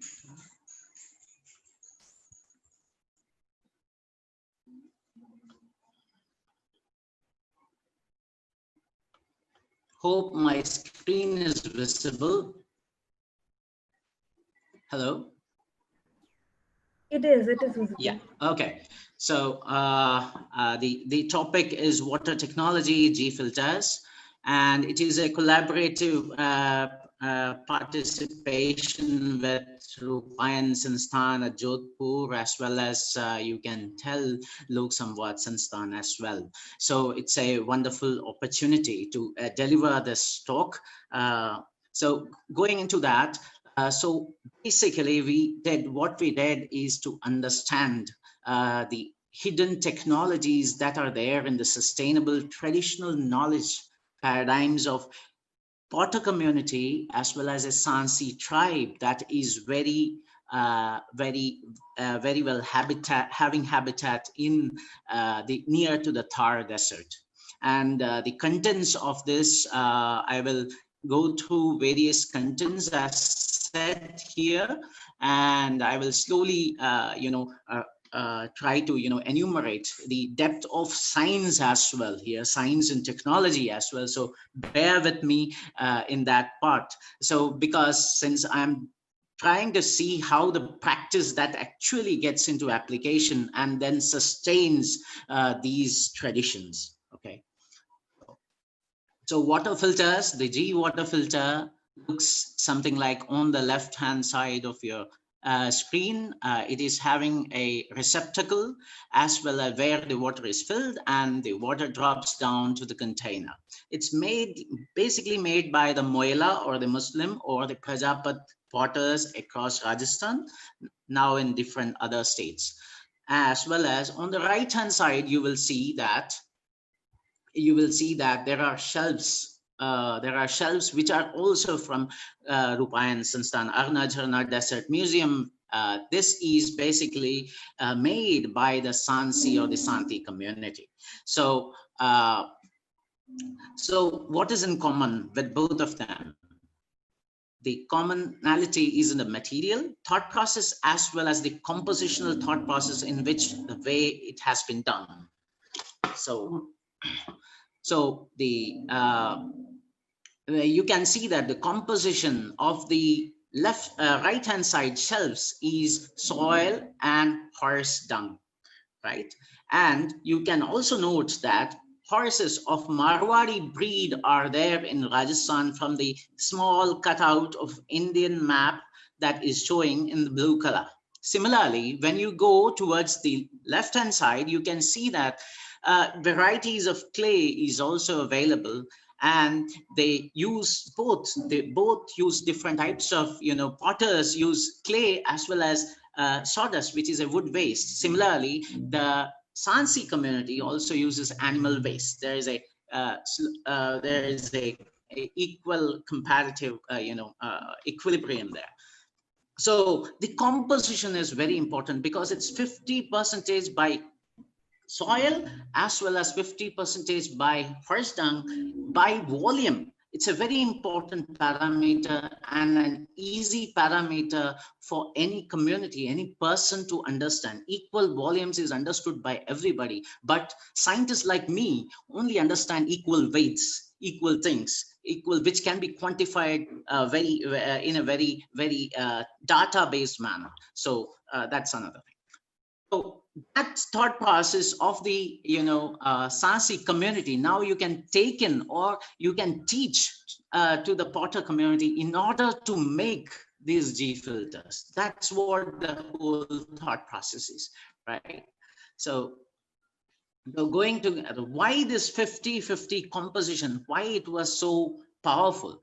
The 50-50 composition, if you are looking at the Sansi tribe as well as the potters, these gave the best strengths. Sansi community used these shelves. The materials of the shelves got the best strength, that is flexural strength, when they are in the form of a cantilever, right? Because they are protruding from the walls. You might have seen in the last, I'm showing in again, it is protruding from the walls, and it has that flexural strength there. So it provides the maximum. So the 50% M means that pond soil, instead of pond soil, it is mate mitti. That is the local language or the Marwari dialect they use here. So I have written as M, and E is for the equus dung. So why did they use it? They use it for good health, for cleansing their hair, cleansing the air. So that means that there was some antibiotic that was produced out of the horse or the equus dung, which we literally found out in 2019 that was having antibiotic aspects towards, killing the environmental microbes. Similarly, when you look into the potters, the G filters, you can find that the 50% clay as well as the 50% organic content, 50O represented here, actually gave the best filtration characteristics. Why? Because they have a good pore orientation angle, and a pore orientation angle is very tricky for all of you. So you just want to think that it provides a complete screen for any of the water carrying the contaminant. So that's all. So this means that both of them are providing us with a very powerful element of functionality, and therefore that knowledge of 50 by volume of clay, or 50 by volume of sawdust, or 50 by volume of mate mitti, or 50 by volume of equus dung carries a very powerful technological embedment there. So the commonality, again, another commonality is that most of the potters as well as the Sansi community women do mix or make the raw materials ready for their whole artistic things. So if you're to make a shelf, the Sansi community woman actually knows the knowledge. Similarly, if you want to make a Prajapat or a Moila lady in order to understand the compositional aspects of the materials, right?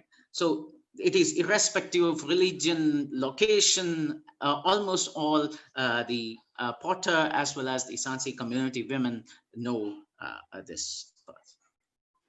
Now, steps on to how to manufacture this, right? So water is a very important thing. So how did we manufacture it? We actually, the women start off soil ramming, sieving, as well as sieving the sawdust, sieving the sawdust. Then the person, this is from a Moila, Moila potter's house. So this is Abdul Raja Khan here. He is mixing together the same quantities of materials. Then he blanches it, forms it, makes a green composite out of it. And we have made a small machine which can actually form a frustrum shape, and that can be put in, and we can make a frustrum shape or a conical shape body, and it can be burnt in a conventional Gujarati kiln. The Gujarati kiln actually came in from Gujarat. That's why I'm telling, even it is used in traditional homes and in almost all the potters of Rajasthan. So we get a baked product which is on the left hand side down corner. We get this. This is the G filter. So baking is a very specific thing. So you want to understand that pots have been being baked at a particular temperature, and there is a different temperature for baking the G filters. So you can actually go into the YouTube link that is provided here in order to get much more detailed version of understanding as well as having a feedback or review of such devices made by these potter communities. The other thing is whatever they make should be good enough to feed the people. So you should have enough amount of water that is given out by the filter every time. So you can see that around 5 liters can be just created. 5 liters of water can be just created in 2.5 hours, 2.5 to 3 hours. That's the plus point here. So this means that every time when you fill up the water, you will get enough water. That makes it very sustainable for a family of 4. So the quality, all the microbes are getting removed in this process. Almost all the work here had been done by two to three students. I should name them: Professor Dr. Amrita Nighojkar, as well as Dr. Rajkumar Satankar. They both work in different places across universities in India. They have been amazing. And there is another person, Mr. Sandeep Gupta, as well, while carrying out this. The right-hand side, you will see that on top we have kept these filters at the museum at Arna Jharna. You can take a look at them. They are in steel, they are in plastic vessels, as well as a completely clay make. How did we do it? So it is very important to understand that there is an inheritance that is there within the families. You should understand that Professor Amareshwar Galla also said this, that there is, the people try to study their own cultures as soon as possible. Similarly, there was Dr. Shubha Devi, who said that practice of this knowledge that is there with the potter, it's very important to be helping the intangible internal knowledge dissemination. So practice, it was there. So then they had household manufacturing practice as well. So people, students, children are seeing that from their childhood. Similarly, a barter is a very important parameter still now, even though cash has come into the picture, as well as cultural aspects. Here you should understand that the interdependence, that is the 50% by volume formula, was not of the potters. It was from a very traditional Sansi community. And they said that this can make stuffs very strong flexurally, right? So then we added a little into this, that is the sintering part. We taught the potters, it was a half-an-hour business in order to teach them, because they already knew what has to be done into it. So we actually took the knowledge from them and gave it back to them, and thus sustaining that particular sintering technique or the baking technique as such, making the G filters ready. So we should understand that potters are synonymous to all Indian villages, and learning is very hereditary, and therefore they can be a one-stop solution for water-based health in India. Thank you, Dr. Well Anand South Krishnan. Asia. Yes. Thank you very much. Dr. Okay. Anand Krishnan, thank you. That was exemplary. Sure. You really brought in, a whole range of things, contemporizing traditional knowledge. You brought in gender. You brought in, yes. it was superb, your presentation. Thank you. There's so much to learn. And similarly, the same kind of methodologies and approaches could be developed elsewhere. And I must share with you that having lived in Amaravati after coming back to India, the old people always kept saying that the old Kumari, the kind of water filters that they made, they didn't get any problems, infections or anything from those. And with all these new filters, they keep getting infections. So there's something to be said for understanding the intangible heritage elements of indigenous knowledge, technology that you presented, and it's a translation into a contemporary situation. We really appreciate it. Now, I want to, there are a few questions, several of them actually more general. How can we solve the problems of India? I wish the panel could, we would otherwise. But I also want to mention something that I knew right from the beginning. I made a note, but I also realized that we've been talking about Indira Gandhi Rashtriya Manav Sangrahalaya, and Dr. Sarit Chaudhary was the director for 5 years. But the daughter of the founder is also one of our panelists. Anybody wants to have a guess? It's Dr. Shubha Chaudhary. It was her father who was the founding director of the Indira Gandhi Rashtriya Manav Sangrahalaya. Shubhaji, it's so nice to have you with us. Now, there's a question that might be addressed by both you and Professor Sarit Chaudhary. The question, I'm trying to cluster some of the comments and questions. Is it only, the Kathak Museum in Lucknow and the Sangeet Natak Academy in Delhi, where we can find museums of performing arts? What about other parts of India? I mean, what kind of approach do we need to take if we want to have performing arts as indicators, as catalysts for safeguarding local intangible heritage elements? Would you both take on this question, please? Sarit, first to you, Professor Chaudhary.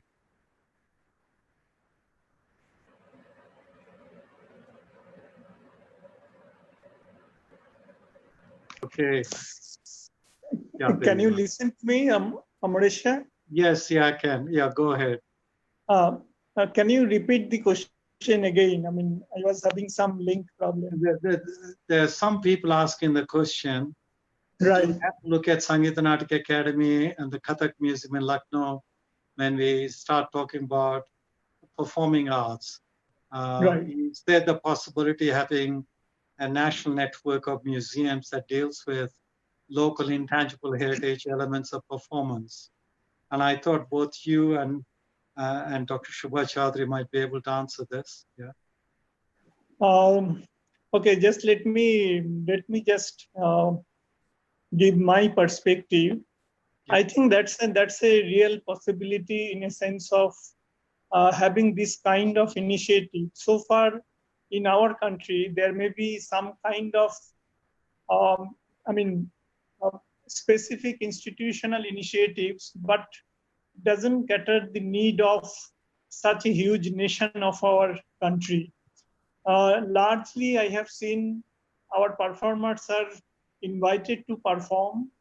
Their performance may be documented, but then the question of the larger, placing them in the larger context in terms of research, in terms of what can be the initiative for what we are talking about in relation to the safeguard, that level of initiatives hardly we find at the institutional level. Yes, as an institution for last 40 years, we have, if you look at our archive, there is a huge amount of documentation in relation to the performing traditions of the communities beyond their ethnic or cultural boundaries. That's true, but that remains, that's the one way of looking at this issue. But perhaps there can be a kind of an interlinkages between the institution where IGRMS can also be a partner. And that kind of linkages is perhaps the requirement of the day, and that will make major breakthrough in terms of the kind of cultural diversity this performing tradition reflect in our country. That's a real possibility, but someone has to get the bail. And moreover, we are the government organization. So, as I have told, we have built up linkages with different national bodies, including the village level community-based organization. So that's a possibility. Only thing we need to identify those and then build up the linkages and take it to a right direction. I think Dr. Shubha Chaudhary can also ventilate her ideas because she is really genuinely doing, in terms of the ethnomusicological documentation, which is unparalleled. Thank you so much, Dr. Chaudhary. So Chaudharys are talking to Chaudharys today. Thank you, Amar. I did read that initial question. I think you're rightly clubbing a few. There was a question about how do other communities like the Kathakars transmit their oral tales or ballads or something. So to the person who was asking this question, this is, we have oral narrative traditions all over India in many, many communities, and they are all orally performed and passed on, like all oral traditions, orally from generation to generation so far. Many institutions have been documenting this in various areas. There was a specific question about Rajasthan. So our host, Rupayan Sansthan, is one of the very major archives started by the late Kumar Kothari, who was the first person to work on many of these genres.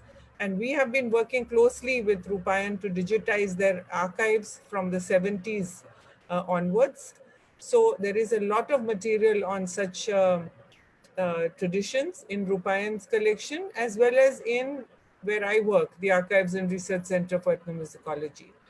Coming to the other question about institutions, there are many institutions working in India, and for a while, Kuldeep ji would know this, we had a grant from Ford Foundation in the 90s, and we had formed a group called Archives Resource Community, and these were all institutions trying to create audiovisual archives of cultural expression, as we called it. So it was, whether it was music, it was folklore, and other oral traditions, performing arts, and so on. So I think there are quite a few. We have very often thought of trying to create some kind of a linkage, a body. It hasn't really worked. I think I've been part of quite a few failed networks. But I think that today what we need to do is to think beyond this and really in line. This is something in the 10 minutes I did not manage to deal with, What we need to do is today, as institutions, is to support community initiatives and community archives. The NFSC have done some of these. We at ARC also have been trying to help whichever local groups who are trying to set up their own institutions to document their own traditions and teach through that. I think these are the kinds of initiatives that need to be supported. I think the job of nationally based or regional major archives is today to support community initiatives, community institutions, because the digital format makes it possible. People can record on a phone, they can do whatever. And today, people in rural India are really quite aware of the importance of technology, they are aware of how useful, I mean, of recordings can be for them to access the older traditions. So we now frequently get requests of people wanting to hear their father or their grandfather. There's a lot of interest in having the older um, musicians. But this is, again, I would like to say, let's not just get stuck with music and ballads and oral tales. Let us think about the everyday practices. These are the ones that are greatly endangered and really form the core of ICH in many ways. Thank you. Thank you, Shubha. I think the next question might be to you. What about the language of the community and the language of those who would see the documentation? It seems there's an implicit issue of translation that documentation has to consider. Well, I think that as long as depends who wants to access. We keep at ARC, we keep documentation in whatever language it comes, because I assume that somebody who wants to work in detail in that area will have to learn the language, like you speak Chenchu, Amar. So I think that we all have to try to deal with this. If you're interested, you should try and learn the language, but yes, there will be problems of translation. But I increasingly see that the consumers of documentation are the community. They should be seen as the primary consumer. We are the secondary. We are the facilitators. We are those who are trying to help. So we should not really get carried away by this. Surely we need translation, very often at two levels. We will need translation into the more general level. So we are in Rajasthan, we'll have many kinds of dialects, and then you'll need a translation to more standard Marwadi or Rajasthani, and then you will need into Hindi, and then you may need into English. So there may be a lot of levels at which you need. And so it depends what is the kind of material you want to translate, up to what level. So a catalog should be available in English and Hindi, I think. But when you get lower and you want to see the transcriptions and translations, we cannot expect that, all of that will be always available in translated form. Thank you. Thank you, Shubha. Thank you very much. I have a question that keeps on coming up in different forms in the Heritage Matters webinars. Whether it's museums or other institutions, the performing arts usually, focus on those art forms that, that are classical, well-known folk forms. But what about, those forms from tribal communities which are unknown to the outside world? Is it left to the tribal communities? Is it a broader concern? In an earlier webinar where we were addressing Dalit concerns and Dalit rights, there was a very strong feeling that in India we promoted mainly upper caste dance, upper caste performing arts, and of course occasionally those from marginalized communities as well. So how does one deal with, is anybody dealing with the performing? Yeah, there is Professor Sarit Chaudhary. You're the one to answer this, of tribal communities. Are we doing it? Is it something we need to address? Yeah, I mean, let me just intervene in a sense. Now, this is the work in terms of the documentation of the so-called, if you call the tribal or the indigenous performing tradition, that was part of the very much agenda, the core agenda of this institution.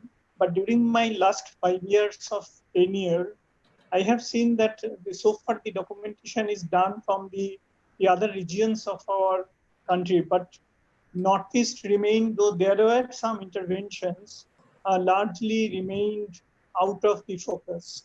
Now, for last 5 years, we have consistently trying to have documentation on what you are talking, the marginalized or the tribal performing genre, which includes dance, music. Many a time these are not separated. You cannot understand the dance without reference to the music. So that we have tried to do in a large scale by obviously linking with the communities, linking with the different local level institutions, and the kind of experiment which we are making. I was talking about the Cultural Interpretation Center, which we have established in a village called Khwerentak, which is a hill village, home village basically.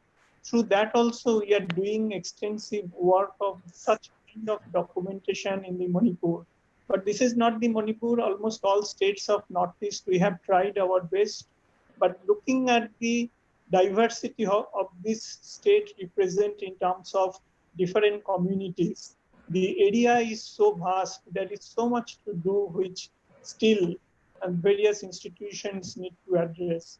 I'll end up saying that what you are talking in other relations, just to pass over this information to the larger audience, that the Ministry of Culture have initiated an NVLI project where most of the cultural institutions under this ministry having huge documentation, whether IGRMS, the IGNACA, these are all in the process of digitalization.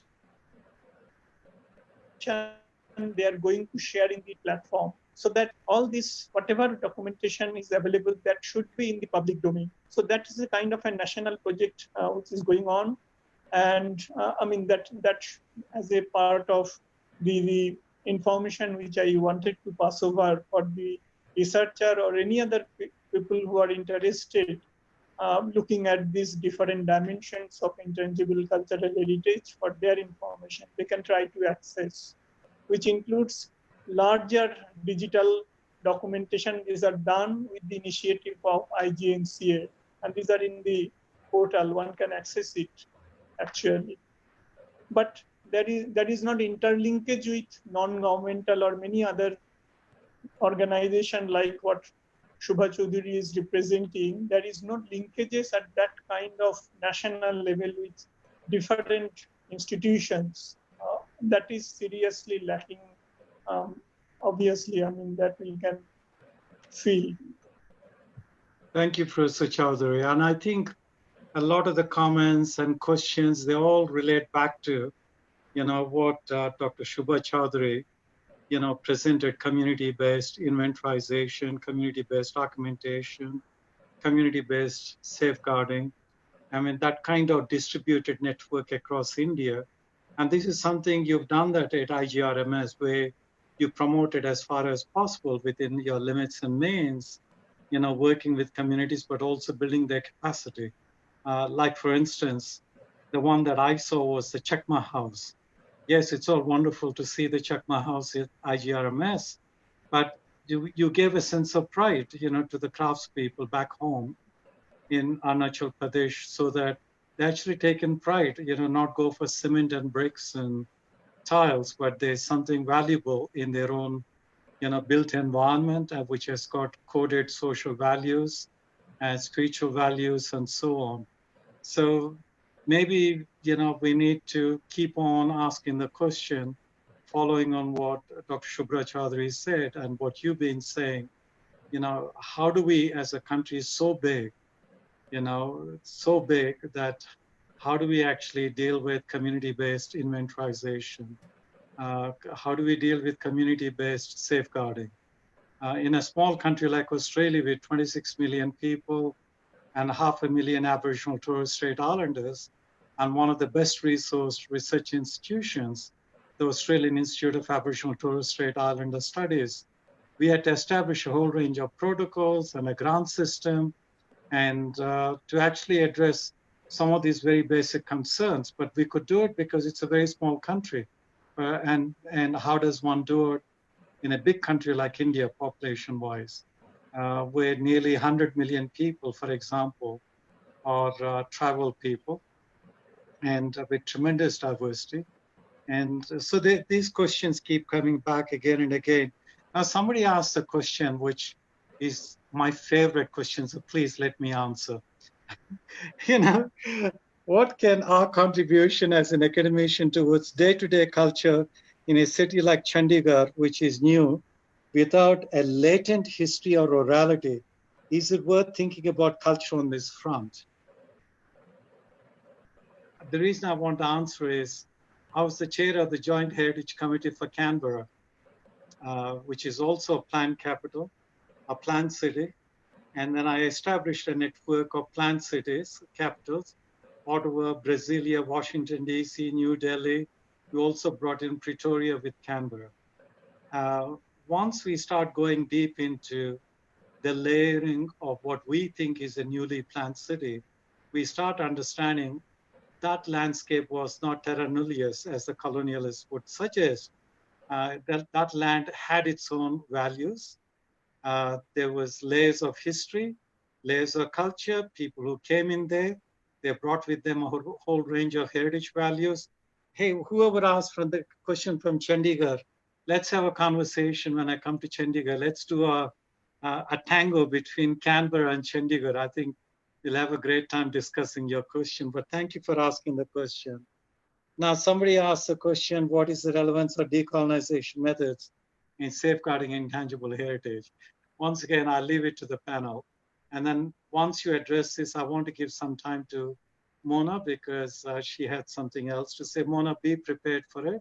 But our next question is about decolonization, which is very big in Europe right now. Everybody is talking about decolonization. And we're also talking here, but not very effectively. Who wants to answer on the panel?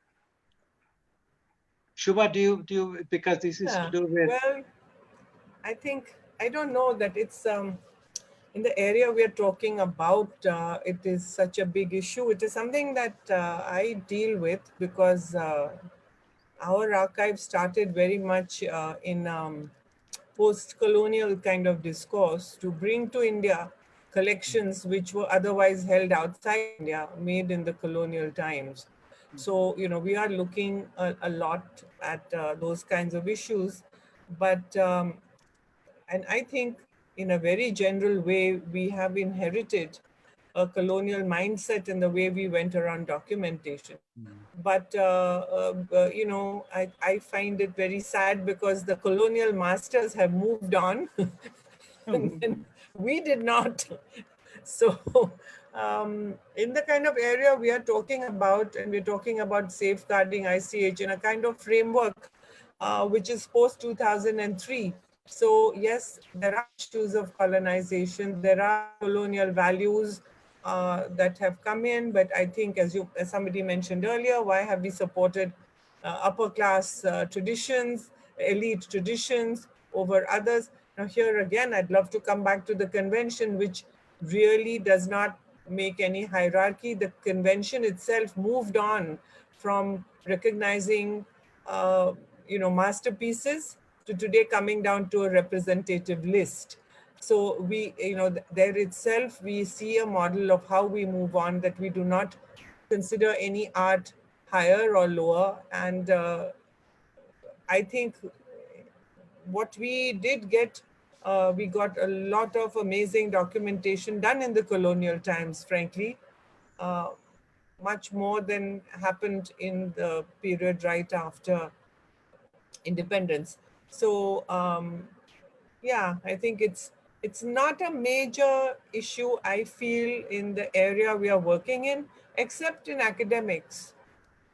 So that's my answer. Thanks, Shubha. Anyone else on the panel who wants to answer this question?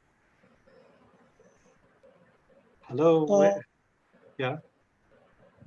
I mean, whether Shubha can also talk about, but just to, I mean, this is, as Shubha Chaudhary talked about. This is a huge area. I mean, no academic institution or the academic as a discipline I'm talking about can escape this notion of decolonization, whether in the context of methodology or at the level of what we talk about in terms of the epistemological base. There has to be, in terms of our thinking, the way we frame our research, the agenda we look forward in terms of doing the research also, that has to be. And there are so much of writing which is coming up in anthropology also. I mean, we know the whole idea, concept of tribe is a colonial construct. And today there are so much of alternative thinking in terms of what we call the neo-ethnography, the auto-ethnography, and there are so much of other alternative ways to look at the issues. And as I told at the very beginning, I'm in a university which is essentially a tribal state, and the 80% of our students come from the different segments of the tribe or indigenous communities, whatever you tell. And today they are professionally grown into different disciplines, maybe in the anthropology also, and they are going back to their own villages, going back to their own communities, their neighboring communities, and they have started looking at what are the important issues in relation to their community or the neighboring community, even for the state. And so this shift in terms of the subject-object dilemmas, that itself speaks about that the decolonization process is already on. And that has to be, if any academic discipline has to make a difference in relation to the what we call the globalization, liberalization, whatever, the idea of decolonization has to be at the center of any kind of an academic discourse we talk about, or any kind of interaction, engagement with the communities, whether you call tribes, folk, indigenous, that has to be. Otherwise, there is no alternative ways to move forward. Yeah, thank you. In the museum discourse, definitely. Yes. Thank you, Professor Chaudhary. Anyone else on the panel? Yeah, I would like to just contribute some little element to our work here in Europe. We have collaborated with ERIAC, which is the European Roma Institute of Arts and Culture, where there is a huge body of community expressions on all levels available. You can watch it and maybe get inspired also for an online collection of it was a huge project and is now only online since a year. And we could contribute also as artists. So there is a very, very different levels. There is music, there is daily life contributions, there are traditional dances and songs. It's an archive of a transnational indigenous group of people in Europe. Yeah, and personally, I would like to say that it's really time to try to dilute in many ways the fossilized perceptions in politics and culture on indigenous being and living. And we tried with our means, but I'm so delighted to see what's going on in India, because I didn't know. I was there in February and just could have a little insight into the work of Rupayan and meet some indigenous artists. And I think it is absolutely necessary that we find alliances and support each other for these big changes, because the world is changing and we see also the climate is changing, and we have to help each other to have a planet where we have a home, no? So right, Mona. The pandemic has accentuated the inequities that exist, in terms of the very livelihoods and survival of people, and climate change is not regional. The ice caps melt, and there's 2 island countries in the Pacific that are going underwater. So the climate change affects all of us. And you wanted to add something to, when I said, let's come back to you. Are you prepared for it, or do you want some more time? No, it's okay. It's just to kind of wrap up maybe what I wanted to wrap up actually. Yeah, I wanted to give some little explanations on detox stance because maybe it's difficult to understand what we did in as a concept. So because movement has a rhythm, and movement is where joy arises and tension builds. To move together in a space is what we did in different ways and events with detox stance. And the choreography was a blending of contemporary techniques with martial arts, but also with the collective's memory of movements from our ancestors. So with our friends and with the dancer who has experience, we condense these movements into a choreography. And I can relate to the work of the G filter, which maybe is a little bit a wild connection, but at the same time, we just learned from each other while we connected each other's knowledges. And so ancestor knowledge and contemporary dancing practices were merging and building something sustainable where we could open a platform for people who are interested in getting to know us. Because see, our problem here in Switzerland is that nobody knows that Roma exist in Switzerland, and that we live here, and that we have our culture, and that we need to have spaces where we can live this culture without being discriminated, losing our jobs or whatever. So most of the people here who are Roma or of Roma descendants, like me, mixed, we do not always say that we have this cultural background because we know what happens when we do that. So it's in our artistic practice actually a very big need to build such a platform where people lose their prejudices and they start to greet us and to do a common practice together helps a lot. So that's what I wanted to say. And I think, yeah. Thanks.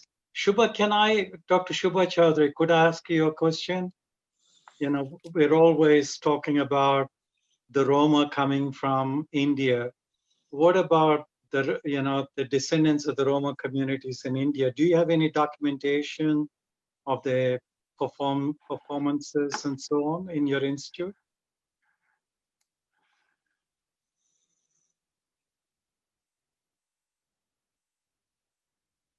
Shubha, are you still there? Chaudhary, Shubha still there? Yeah, her video is off. I think there's a connectivity issue. Right, okay. Okay, we'll come back to her. That would be interesting. Yeah, it will come back to her. But I just want to get back to another question of something to do with intergenerationality. There's a question that's come up here. Some of these questions come up again and again in our webinars. Intergenerationality is an issue. The next generation, the parents want their children to have a better livelihood, and they don't encourage them. Oh, Shubha is here. Shubha, over to you. I'll come back to. Over to you. Sorry, I missed the question. I got up to get myself a cup of tea. Can you? Where's my cup of tea? All right, Shubha. The question is, we're talking about the Roma in Europe. Right. In India, we're always talking about, the Roma originally came from India. Yes. We have descendants of the Roma in India. In fact, quite a multiplicity of them.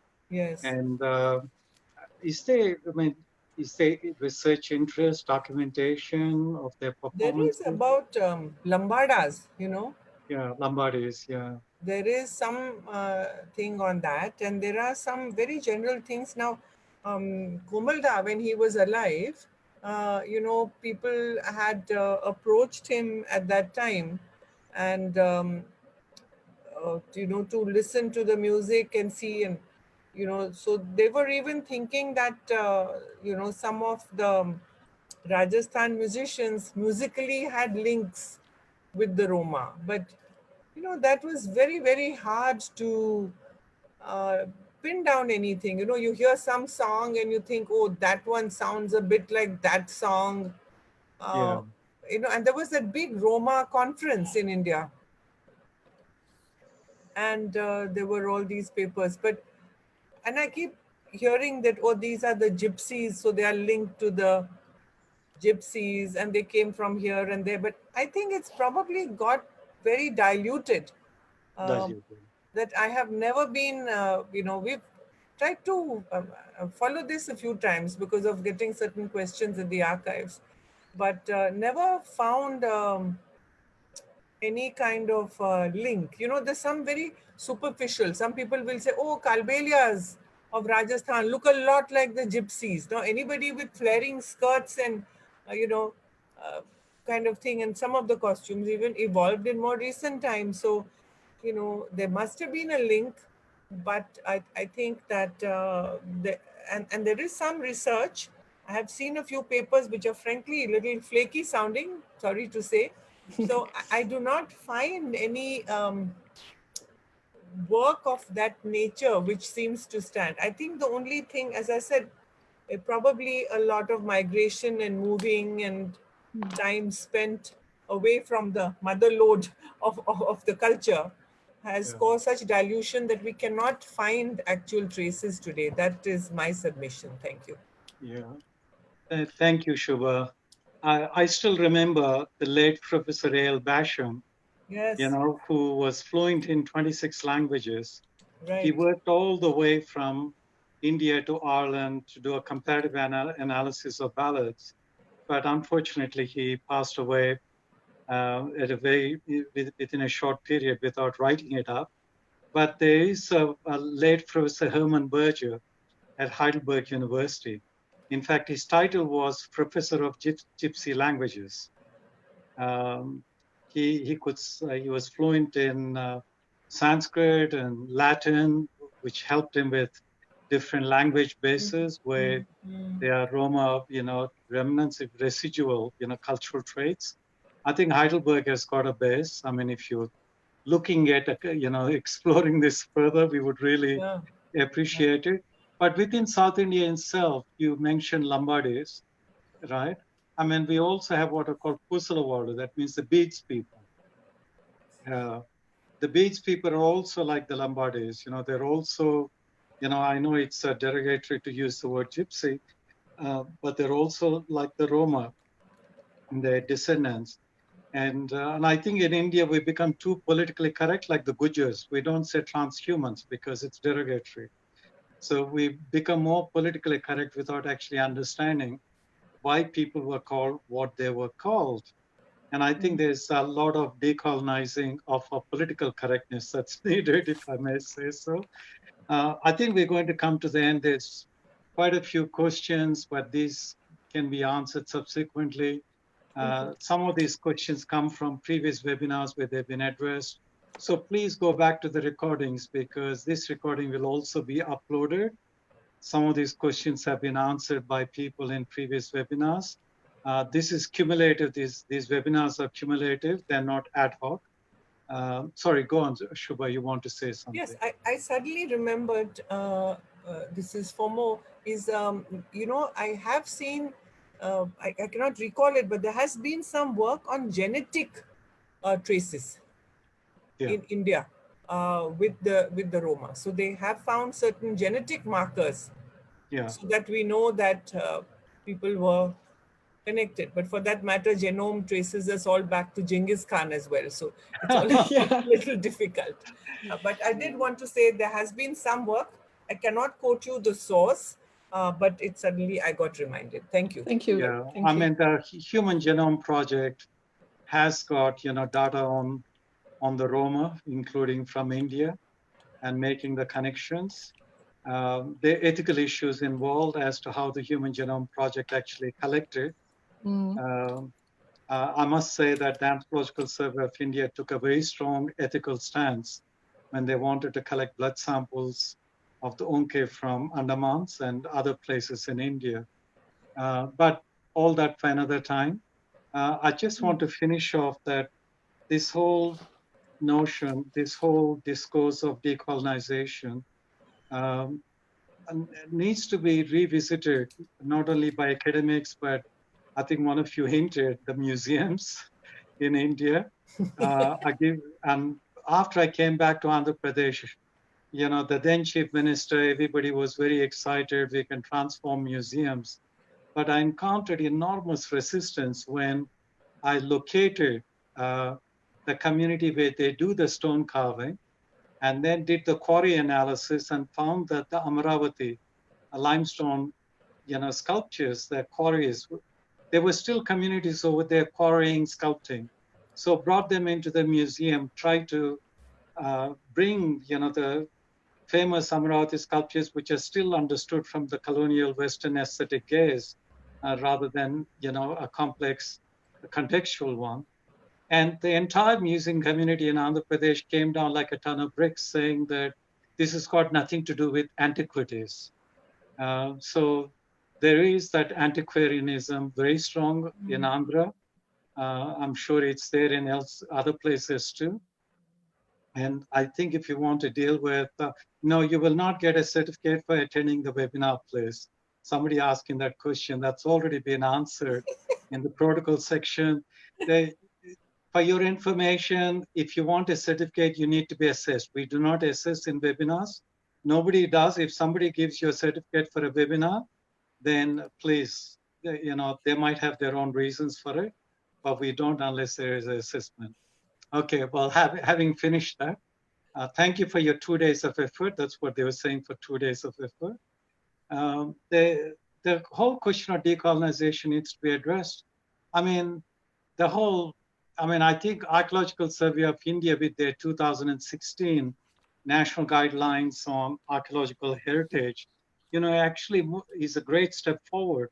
But when are we going to move forward in the area of museums? I mean, this is a big question. To what extent are academic institutions, I'm not just talking about capstone programs in museum studies, I'm talking about the broader academic institutions, when are they going to be critical, go for a critical discourse in dealing with decolonization? And this is not just a fad in Europe, it's a serious concern. It needs to become a serious concern here. And how do we deal with it? When do we deal with it? And I want to finish by quoting Dr. Kapila Vatsyayan in 2003, after the American invasion of Afghanistan. A lot of antiquities, sculptures, various things, ethnographic objects, especially from Nuristan, were disappearing, and they were coming through India.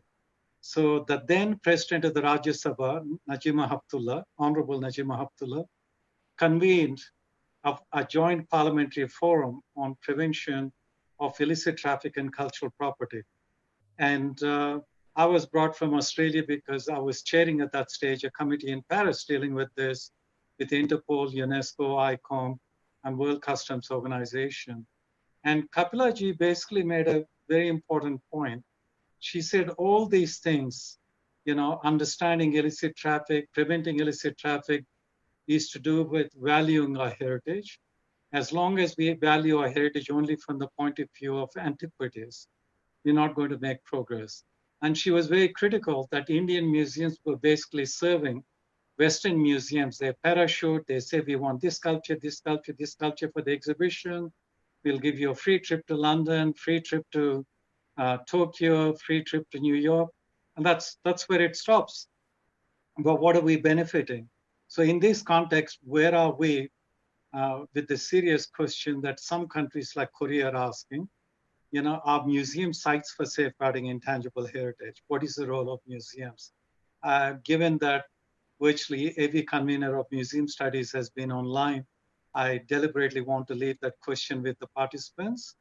And thank you all for your time. And those of you who've been asking, making comments, questions, this will be answered online or you please go back to the recordings. We would really appreciate it.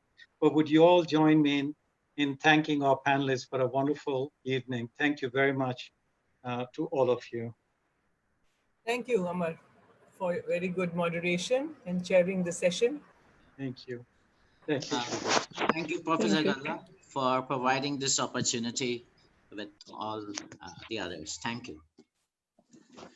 All right, over to the host now for the next item, to the anchor. Thank you, sir. It's really another plane of experience from the intangible cultural heritage. Thank you, all of you. Thank you, sir. Taking a break between this discussion, we'd like to play a small prelude to 10th August event, tomorrow's event, made by our team of APJ Institute of Mass Communication students. We are proud of our students at APJ. They really work 360-degree social media communication for this campaign for safeguarding intangible cultural heritage. I'll just showcase the small film for them.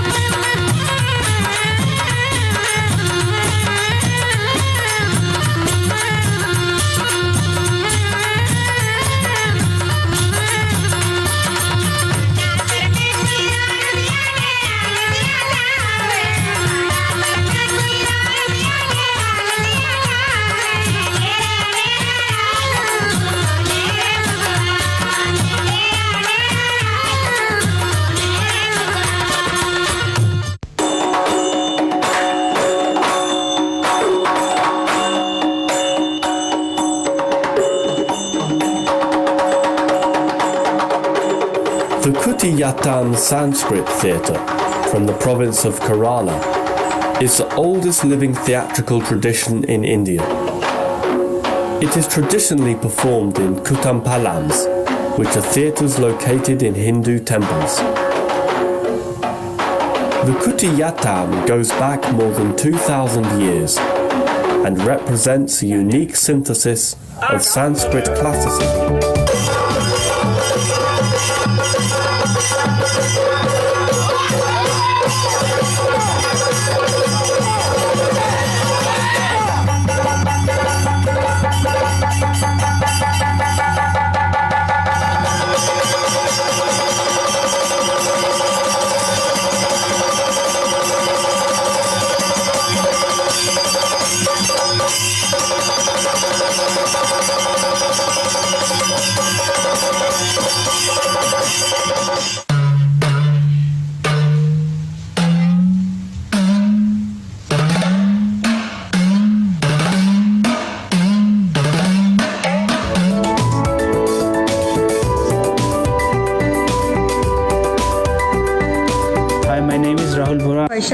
The part of Lok Samaj Sansthan and initiating the campaign Maru Mani was one of the greatest achievements, and the best part is that I started my career with Maru Mani, a CSR project and the Intangible Cultural Heritage of 2020.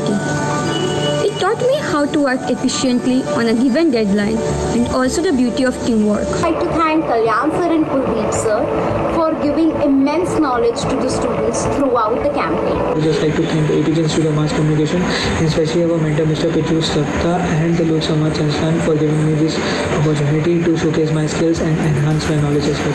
Thank you.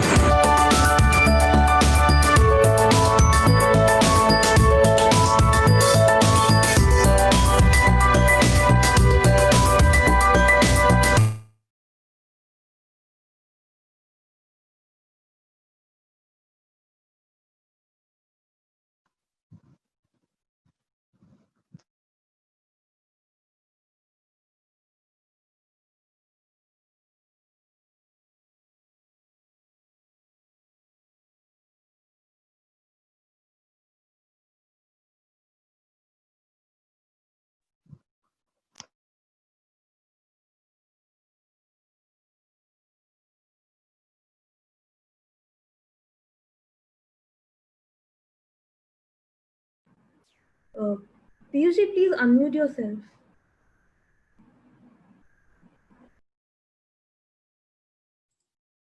Okay, I'll just start with it. At the day one of the event is coming to an end, on behalf of everyone who is involved in making the event in reality, we would like to thank you for joining this, appreciating the intangible heritage of our country. But please join me in welcoming Kumar community. We're going to perform a Tera Tali dance. It is the oldest Rajasthani folk dance and related to the worship of regional god Ramdev. Tera Tali dance is a dance form in which women of a Kamad community tie good number of manjiras on their bodies and play them with a dexterity with hands. Let's end the day one on the note of Rajasthani folk dance performance. Please join us also tomorrow. After this Tera Tali dance, Kuldeep sir will talk little word of thanks. So let's showcase the Tera Tali dance.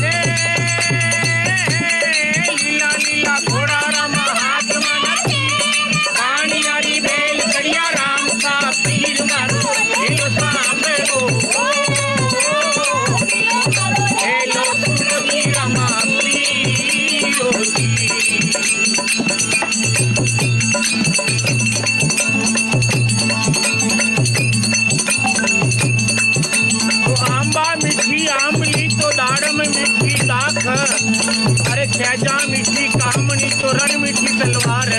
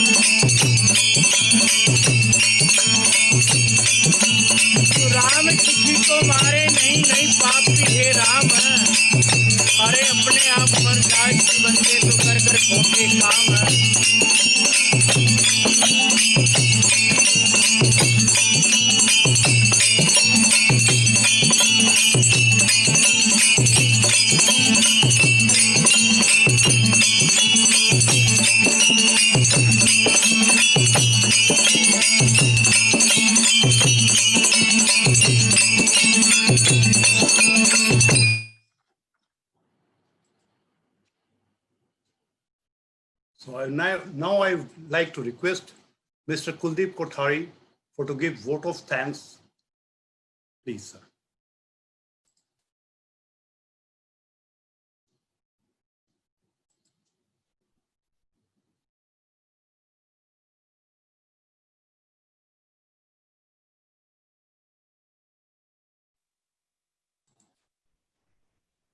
Good evening, everybody. It's really very hard day to absorb everything in such a short time of span. You know, it's really I can't. I drank almost like 2 bottles of water during this session. It's amazing. I can't express. But a formal note I have to read in front of you. It is extremely important to safeguard our culture. Occupational communities and marginalized people involved in performing arts, as well as other cultural practitioners, need to be uplifted and supported. Their generational knowledge is a treasure trove. For ages, these communities have coexisted peacefully with nature.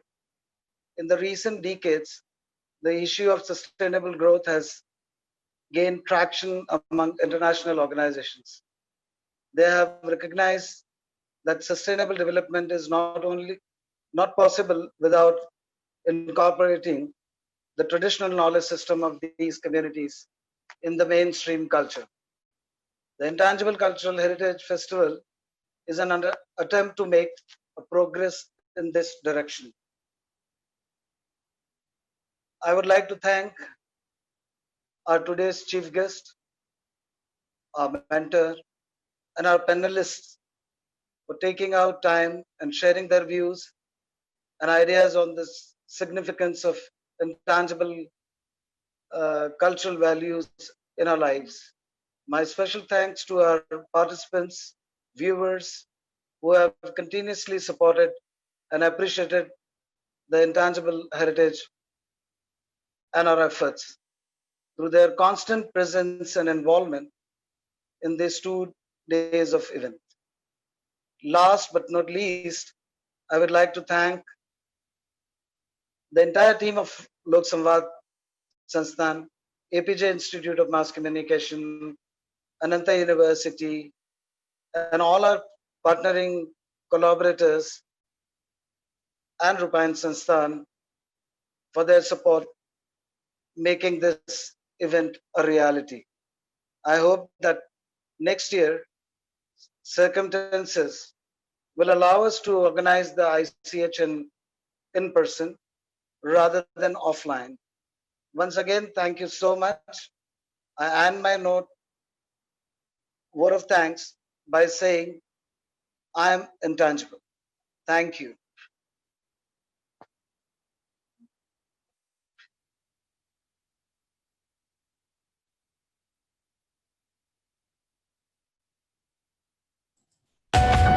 I'm intangible because I learned from my ancestor through generations speaking mother tongue, human behavior, and survival techniques such as how to grow crops, shelter myself, hunt animal, not anymore, cure illness through herbs and plants, make cloth, shoes to wear, and perform all sustainable social, economical, and spiritual activities and functions. Lastly, develop all creative and potential techniques and technologies to make life safe and secure on this earth. Thank you.